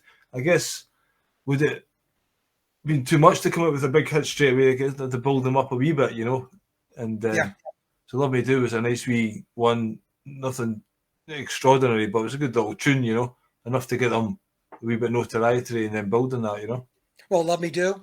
Yeah. Yeah, Love Me Do, but George Martin said that Love Me Do was not the hit that he was looking for. So what George Martin was saying is, okay, it's a song, but that song's not going to number one. That song's not going to chart. That's what George Martin was saying. So we've got to find music for you. Like it's the Mersey Beat article from 1962 that said that they were flying to London to record songs that were written for them. Yeah, by George Martin. Given to them by their recording manager, their producer, George Martin. There's just so much stuff out there. And, folks, it just, you have to let go of the baggage. You have to let go of the dogma. You have to realize that our entire reality is filled with official narratives, lies, and deception. Yeah. All of it. And we could talk about, what took place back in September 11. I got to speak in code here because I want to try to put this on YouTube. Talk about the Kennedy assassination. We could talk about the moon landings. We could talk about everything. We can go back to March of 2020. They pulled that off. How many people to this day still believe that what they took everybody through starting in March of 2020 was real? Well, put it this way, I've just lost another job for trying to educate people with that and then going through the roof because I'm the devil. Yeah, but that's the thing, Billy. You and I talked about that before we got started. We live in a reality that consists of a lot of people who simply cannot critically think.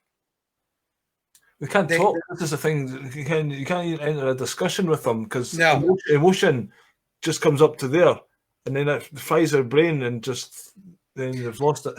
It's all based on emotions.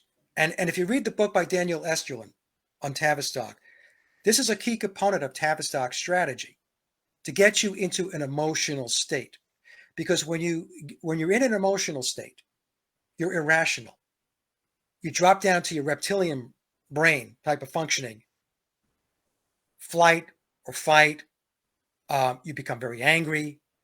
You lash out, you attack. Also, along with that is a process where Tavistock, the book, they figured this out. People resort back to an infantile type of way of thinking, a mindset. That they're no longer adults who can rationally think and reason. They fall back into a helpless state. And they actually use the term an infantile way of being, way of thinking and behaving. If you look at the big thing that happened, March 2020, then just, or what happened after it, do this, walk here, go here, red light, green light, Right. Right. It was all dictating to you what was acceptable and what was not. It was like you're back in second grade. It's like you're back in grade school. Mm-hmm.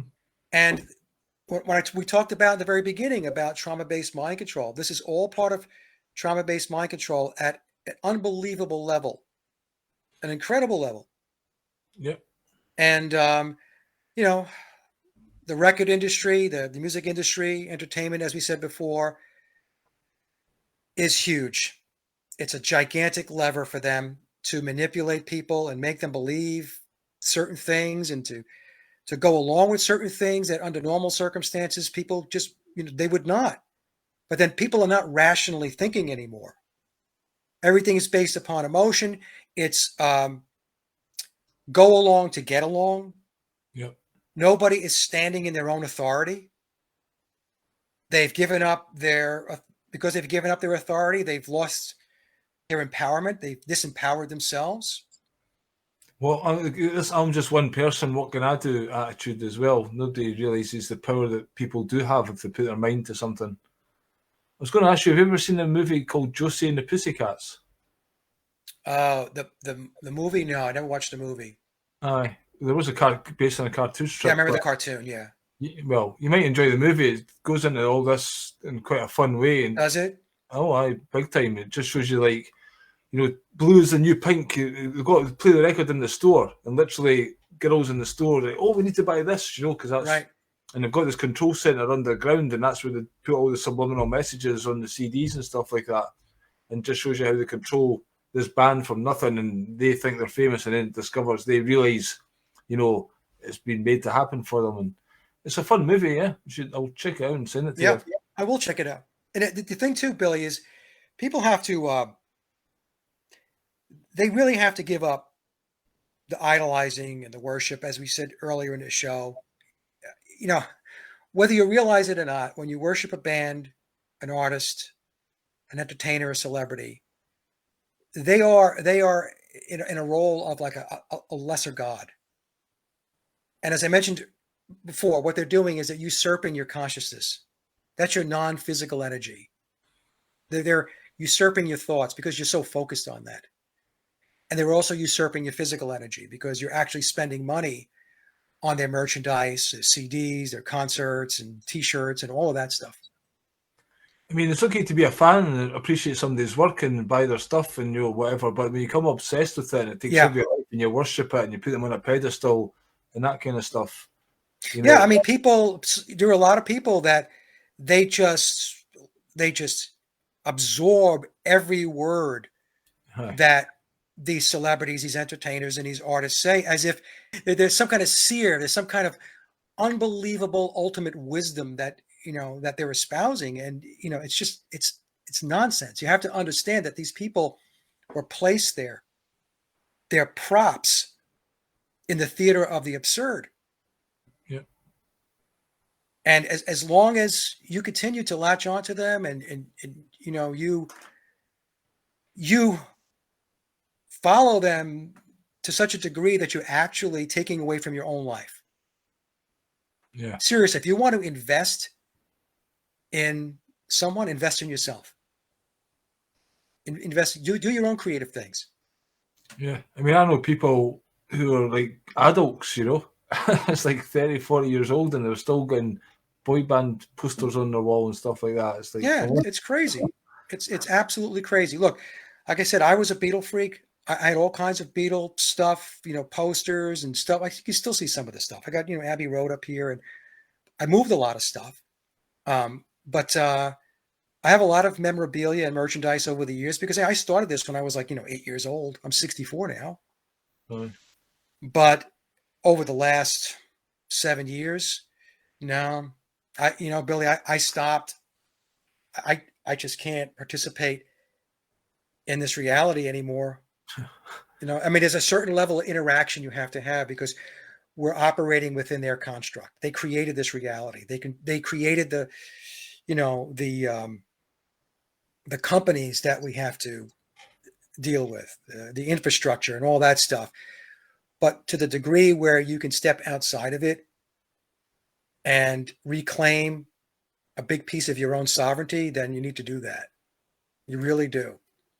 Yep, definitely. They don't make it easy, Money's the factor that keeps people in the system and stuff like that. And to do anything, you think you need money, So, but you have to try and become sovereign somehow, even though the world's about to end and financial collapses and all the rest of it, because Christ knows what's coming, and it's been a crazy, crazy ride, this world. And yeah, I've been a fan. I fell for the rock and roll thing back in the day, tried to be a rock star and tried to live the lifestyle and be wild and crazy, and got all these books of, Woodstock and Monterey and all the Jefferson Airplane and all this. And you think, oh, it's so cool, these guys. But actually, they were tools as well. They're getting used, Yes. They were fucking themselves up. They thought they were rock stars and living it, but actually, the companies didn't give a fuck about them. If they die, whatever, on the next one. Jimi Hendrix, great guitar player, where he had people feeding him drugs and telling him to do this or do that, So their life isn't as glamorous and stuff as it's sold. And yet, so many youth these days think it's still cool to get fucked up and emulate these people and live this debauched rock and roll drinking lifestyle. And that culture is very, very detrimental. The amount of alcohol. Notice alcohol never disappeared off the shelves, only toilet paper. Exactly. Yeah, no shortage of vodka, that's for sure. But again, if the world never drank for a year, it'd be a completely different place. People sobered up and focused on healing, but that's not the priority. People are still wanting to numb the pain of this world out. And it does take a certain amount of almost bravery to look at yourself and to say, I need to change. That's where people, fall down. Point fingers galore, it's everyone else's fault. But their own life, you can only change yourself and improve yourself, and people don't want to put that effort in. No, they don't. I've said for a very long time, it's an individual journey. You have to work on yourself first. See, the controllers want community-based stuff. They want communal thinking. Yeah, and when you think in terms of the community first, what happens is you are not working on yourself as an individual. And then what winds up happening is you have weak individuals. They're not resourceful. Yeah. They're not resilient. They're not creative. And so you have a community that has those same attributes. They're not creative. They're not resourceful, right? So that's why you have to work on yourself first. You have to be a very strong individual, be resourceful, be creative, be resilient. And then you form a community based upon strong individuals. Then you have a very strong community. Yeah. This is one of the reasons why, your family is your community, right? It's a community. But the family has to have very strong, a very strong structure with regard to the mother and father. So if you have a very strong mother and father with good morals and ethics, good discipline, then the children, that community, the family unit, is going to reflect those types of traits and attributes. That's why they spent so much time destroying the family structure. Yeah. What do you think about, obviously they've got these songs of the Beatles, but the lyrics and what they were saying and all you need is love and this hippie thing, and do you think there was anyone trying to do any good with these lyrics that were put out there? Did they actually inspire people, make them, because there's lots of songs like Hey Brother, Let's Get Together, Love One Another and all this kind of stuff, and positive vibe songs. Do you think there's somebody with a good intention behind some of that and putting the Beatles, or do you think that was all the Madame Blavatsky kind of, new age kind of leanings or getting people to go down. I think it was more nefarious than enlightening. You know what I mean, with the Beatles lyrics and stuff. Yeah, I think that there were songs, obviously, that had positive lyrics and good intentions, right? But the problem we have is that it is tucked in within the construct of an agenda. Yeah. Which is, it started off with the human potential movement. And that was, Willis Harman was heavily into that. He was a social scientist, and he was there with Theodore Adorno and everybody else from Tavistock, the Frankfurt School, the Rockefeller Foundation, and Stanford Research Institute, and the CIA and MI6. So it was a message it was a good message in a lot of these songs that was tucked within an overall agenda where they made you feel good. Yeah. And the message resonated, but they were not taking it in that direction. Do you follow what I'm saying?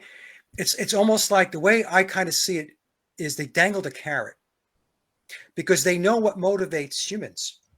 Humans by very nature, I mean, they're not violent. I don't know of anybody. I mean, this obviously is going to be people that are off center or whatever, who want to hurt other people. But the vast majority of humans don't wake up every morning and say, oh, I want to hurt somebody, or I'm going to do something bad today or evil today. They just want to get on with their life. They want to have a good life. They want to take care of their family. That's what they want to do. They want to hang with their friends. And, but I think that that's what they did. I think they created a lot of songs where it was very feel good. But it was a carrot, and they just dangled that carrot along, and people followed. And then what they did was, then they threw the switch, right? When you think about it, we don't have a lot of those songs anymore, Billy. We really don't. No, I mean, it's totally a lot of the songs today, like if we go into rap and stuff like that, and hip hop, a lot of that stuff is really nasty stuff. Not all of it. Okay. So I don't want to insult all the rap and hip hop fans out there, but I'm just saying, rap was created for a reason.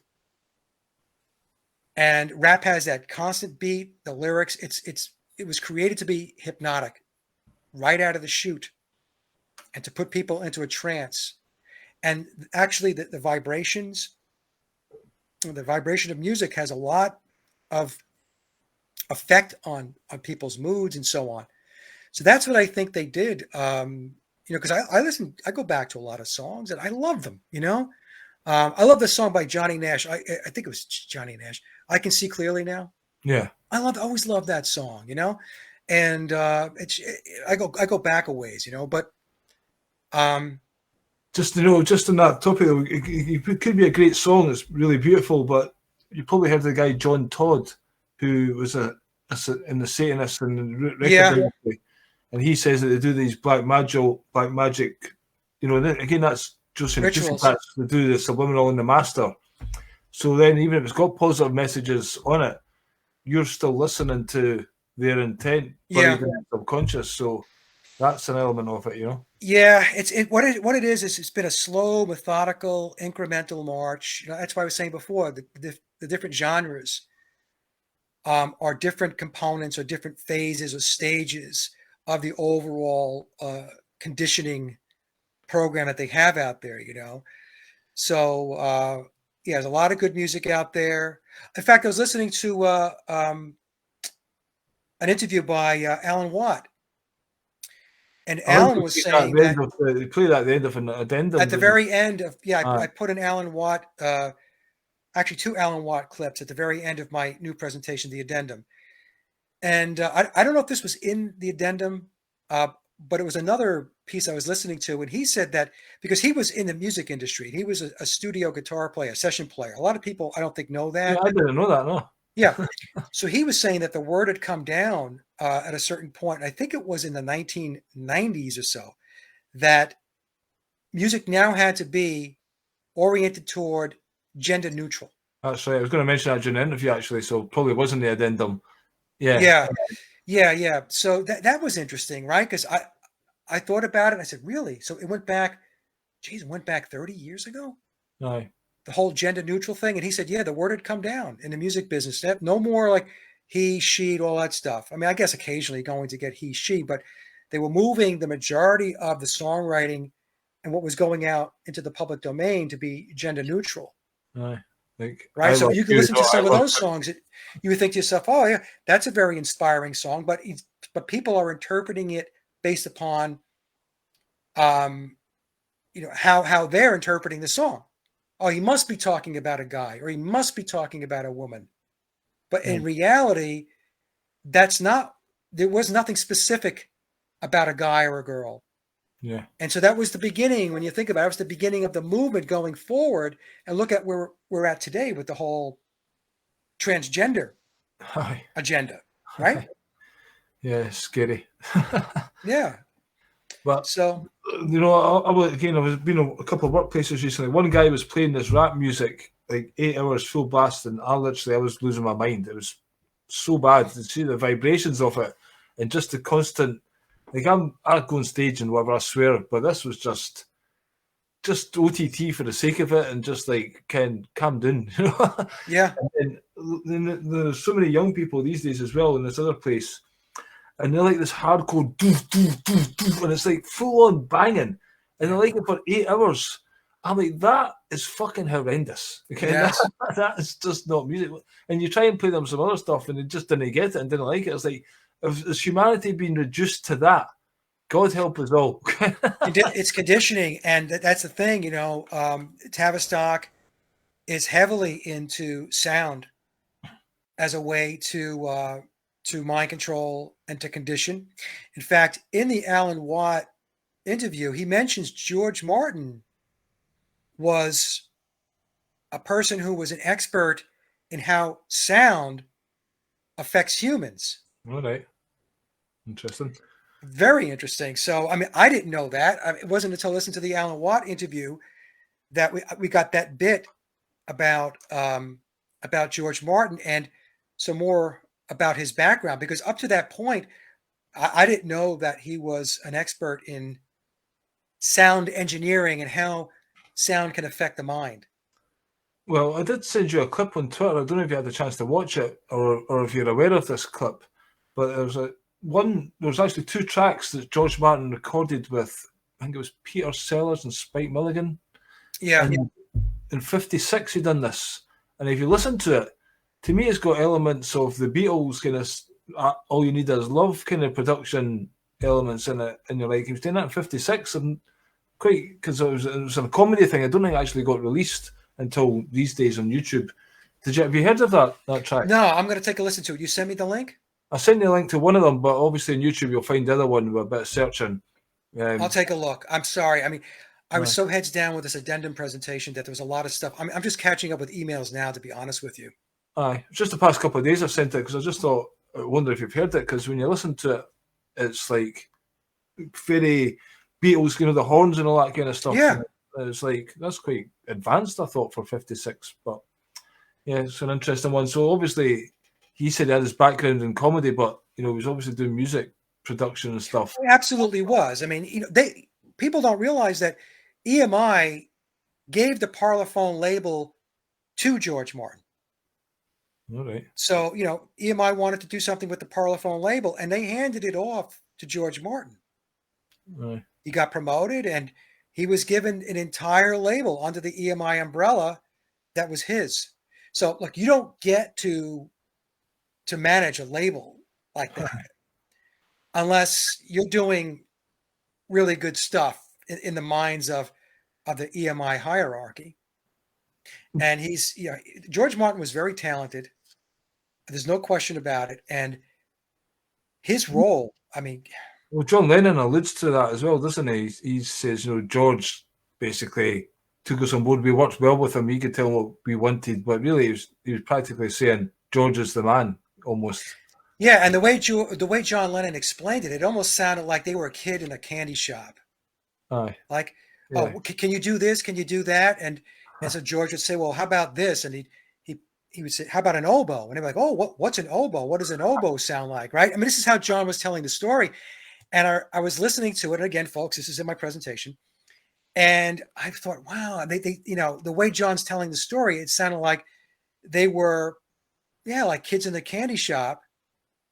And, you know, George Martin was the guy that was, you know, we could do a little bit of this, we could do a little bit of that. I'll sprinkle a little magic over here and a little bit over there. And, Uh, you know, and it's going to sound great, boys. Just going to sound just spectacular, you know, and it did. He did. so what you've done to me with these presentations, you know, every time you watch them, you just get the feeling more and more just how regular guys the Beatles are, and Yes. how much can the shit's happened around them, and they've just been going along with it until obviously Billy Shears comes in. He's a bit more up the ladder, and he's took a role in it. And Yeah. Yeah. Billy's like in the inner circle, right? So, uh, and when Billy showed up, that's when really George Martin's role got diminished, although it was him and George Martin for Sgt. Pepper. But once the White Album session started, you mentioned it earlier. Actually, George Martin walked out of the White Album sessions. He walked out. And we don't really see George Martin again until Abbey Road. So, and Abbey Road is a spectacularly produced album, right? So that's, you know, that has to be George Martin's, you know, fingerprints all over that, even though Billy was there. Yeah. But yeah, I mean, that's the thing with the Beatles, right? So some people think like, oh, you hate the Beatles and this and that and blah, blah, blah. It's like, I don't hate the Beatles, okay? In fact, I've landed where you've landed, Billy. They were four guys that they got caught up in something. And I do believe they were groomed and handled from a earlier time in their life. But even their grooming and their handling, that's not their fault, right?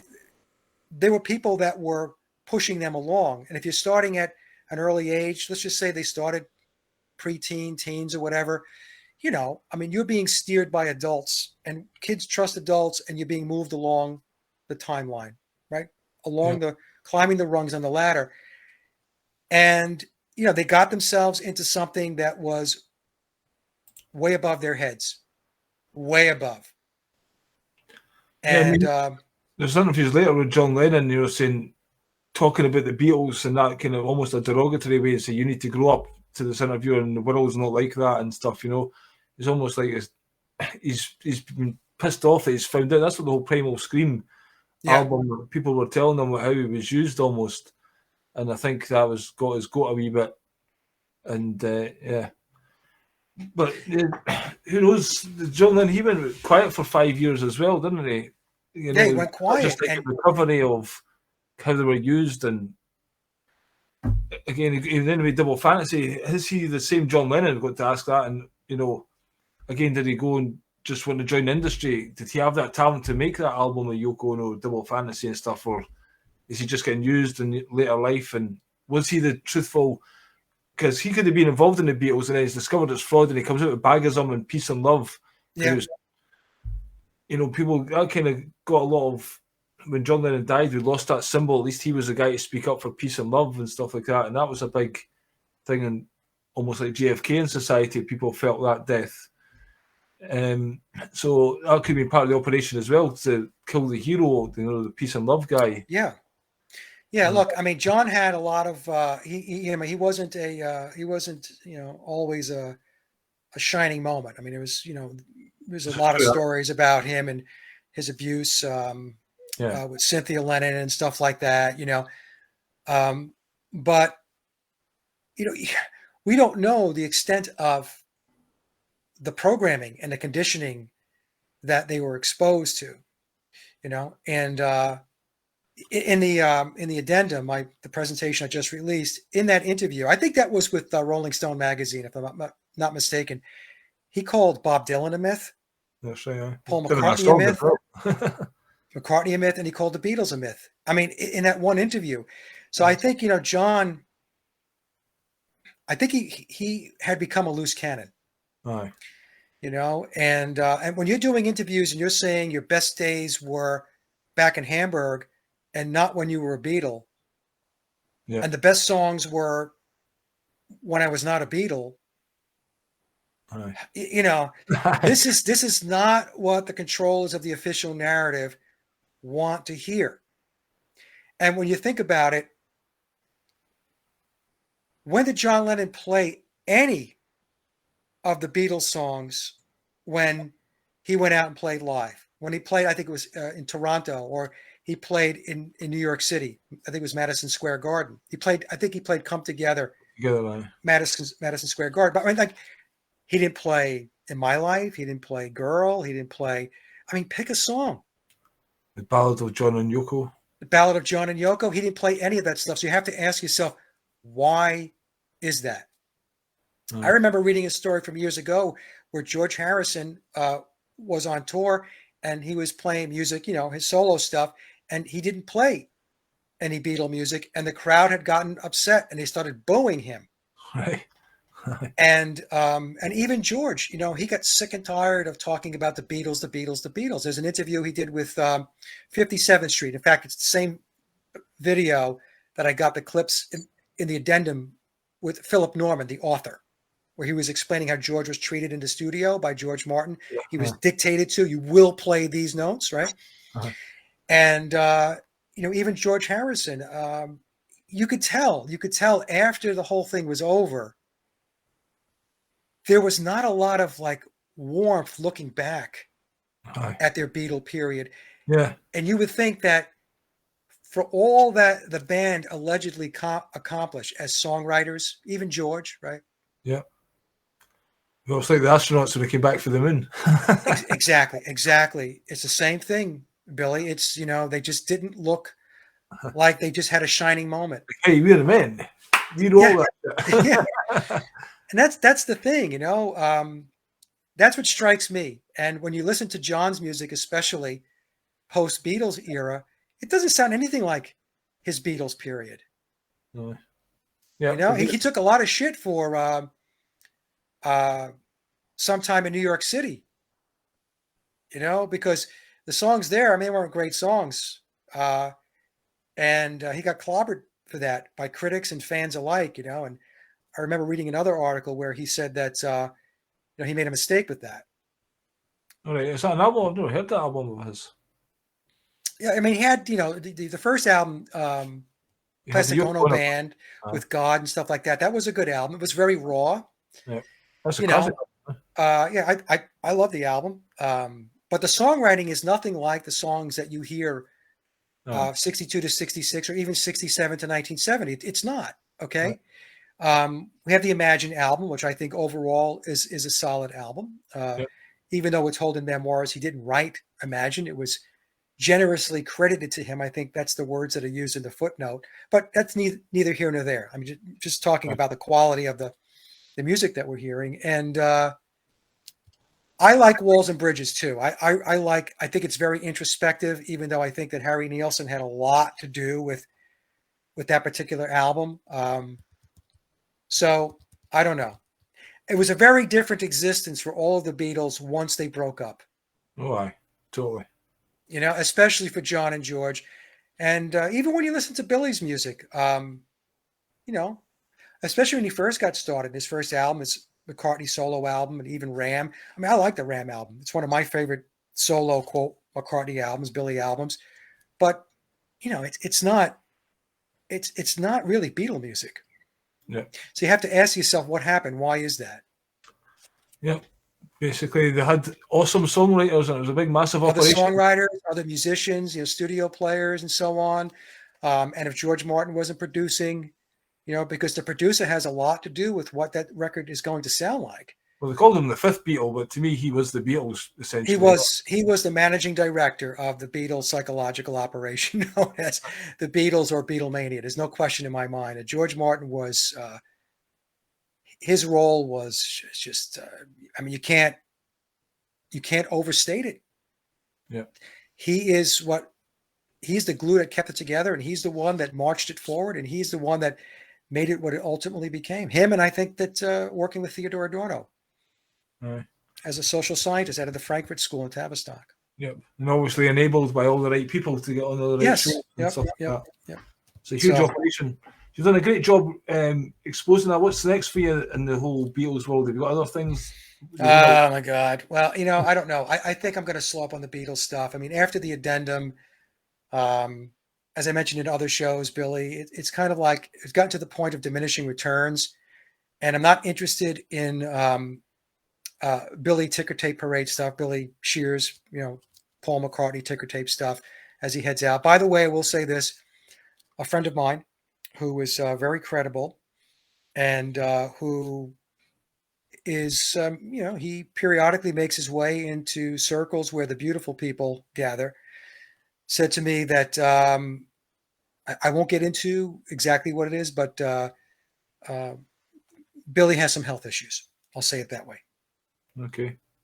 And he is going to be 86 this year. His birthday is either September 9th or September 11th. That's what we deducted.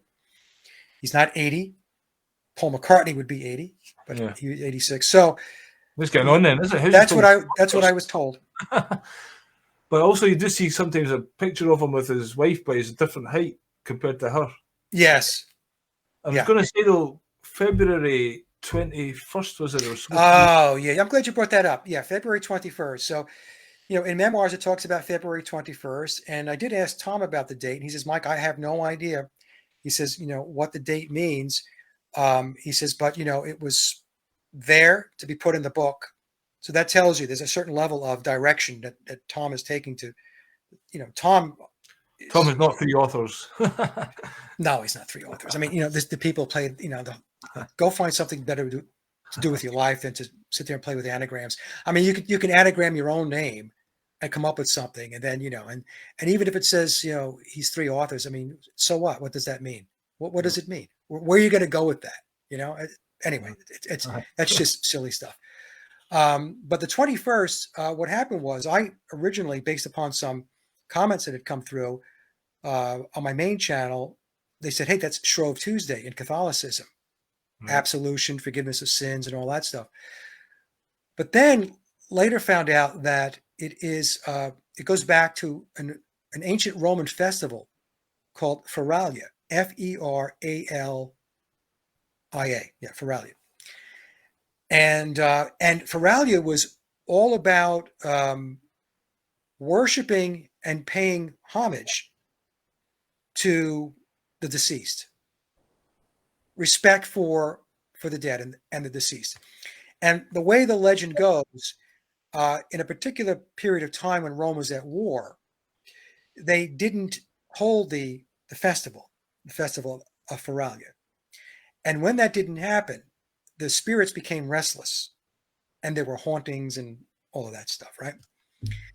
So that is what the February 21st date goes back to. It goes because Billy, as we know, right, he's an occultist, very much into the esoteric and mysticism and all that stuff, the mysteries.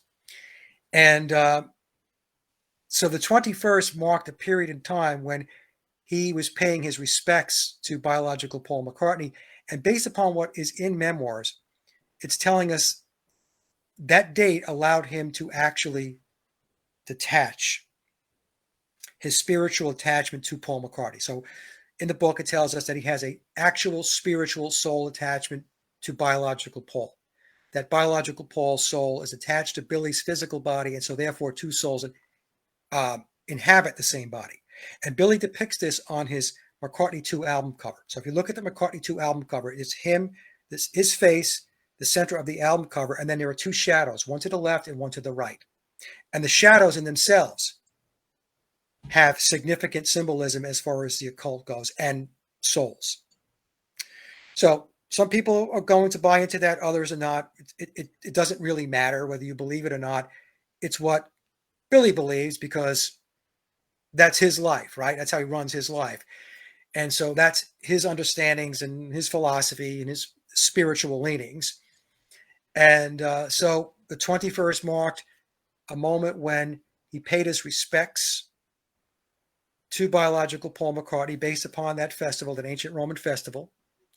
And I believe that that is the moment in time which he believes he has now detached himself from the soul or the spirit of biological Paul McCartney. And so what does that mean? I think it means that Billy now, he'll still be Billy Shears, he'll still be, quote, Paul McCartney, but he'll be able to go do more of the types of things and activities, music, painting, whatever it may be, that he as William wants to engage in without having to tie it all back to the Paul McCartney role.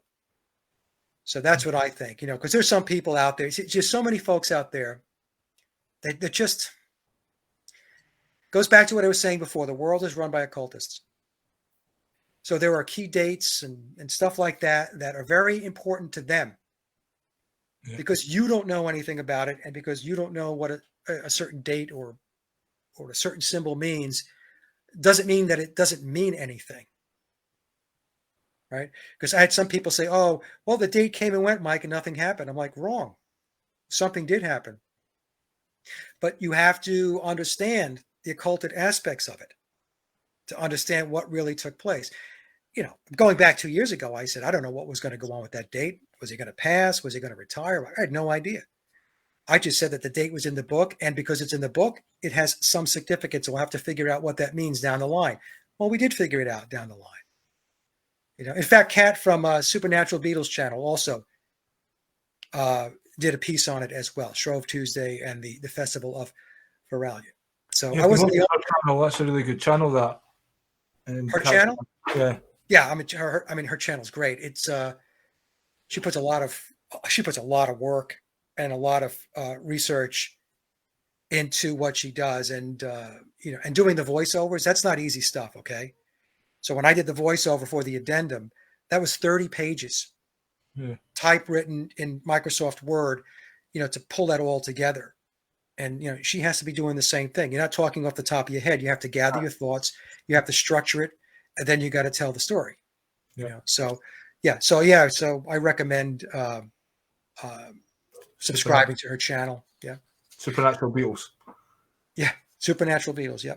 Yeah. So that's it, Billy. I'm glad you asked those questions. And as far as next steps, I am actually in the process of recording the 10th song for my third album. It's underway. And I played it for my wife yesterday. It's just a basic rhythm track, and she liked it. Thumbs up there. And so I'm hoping to have that wrapped up within the next, 30 to 60 days. It takes time. And I'll have the third album out sometime this summer. And that's really what I'm focused on right now. That and my family. We have a grandson. He just turned 8 months old. And we've got the family coming over for Easter. So we got a lot of stuff going on, and I've got to take a break from this stuff. You just can't keep doing it all the time. It wears you out. Well, you said that last time, and then I've watched about you in 4 or 5 interviews since then. I said, "I see Mike's taking it quiet," but well, that's the thing. I say it, and then I get people contact me and they say, "Hey, do you want to come on the show and talk about this?" And there were people who contact me, and I respectfully decline the interviews. I really don't like doing interviews. As unbelievable as that might sound to some people, they might think, well, he likes to be out there. It's not true. I really don't like to be out there. I don't mind doing my own stuff. I don't mind doing my own presentations. But as far as going out and doing, perpetual, interviews, I don't like doing that, because really you wind up repeating yourself over and over and over again, Yeah. But this Thursday, I do have a follow-up with Crow 777, and that was because that was scheduled way back when. Okay, so this is something that was scheduled maybe, I say way back when, but 2 months ago or so. Going to do that, and then I don't have anything else lined up interview-wise. I did want to talk to you because you're one of my favorite hosts to talk to. Thank you. I always have a great time when we're together, and I wanted to get to you first with regard to the new presentation, the Addendum, because I know you watched it, and you ask really good questions, and you have a background in music. Well, I was into rock and roll. I know the old stories. I can talk shit about them for ages. There was one documentary I watched in Laurel Canyon recently. It was hosted by Jacob Dylan. Have you ever seen that one? And it's got people like. No, I've seen that pop up, and I meant to take a look at that one. You should watch that, because almost at the end of it, who's Crosby, Stills, Nash? Graham Nash is in it, and the way they're talking, they've always got this wee smile on their face. It's like you're pulling the wool over folks' eyes here. So it's a knowing wink towards the end, especially. So it's worth a watch, that one. Well, is that the one where Graham Nash says, and some people believe that Paul McCartney was in Wings? That one, yeah. And he has a smirk on his face? Okay, I have that clip, but I haven't watched the entire documentary. I think I may have it. I'll have a look for it. I'm going to send you some other things. I'll send you that Rolling Stones documentary. Yeah, send that to me too. I'll look at Josie and the Pussycats, and I'll let you know if I've got this Laurel Canyon one. But yeah, it's always a pleasure to talk to you, Mike. I'm always here if you fancy a chat. And anytime you want to shoot the shit, no worries. It's a great talking to you. You've done a lot of great work, so really appreciate that. And yeah, I love all your Beatles stuff. And if new information comes out, we can be sure that you'll be on it with bells on. Yeah, if there's anything significant, I'll report on anything significant. But if, like I said, if it's ticker tape parade stuff, not interested. You know, so cool. I've just put a wee link down the bottom there. I've not got a job these days. If folk want to donate to me, it's donorbox.org/Billy-Watson-TV. Thanks for your time, everyone, for watching. Check Mike out on sageofquay.com, and we'll hook up again sometime, Mike. In the meantime, take care and have a good day. Thank you, Billy. Cheers.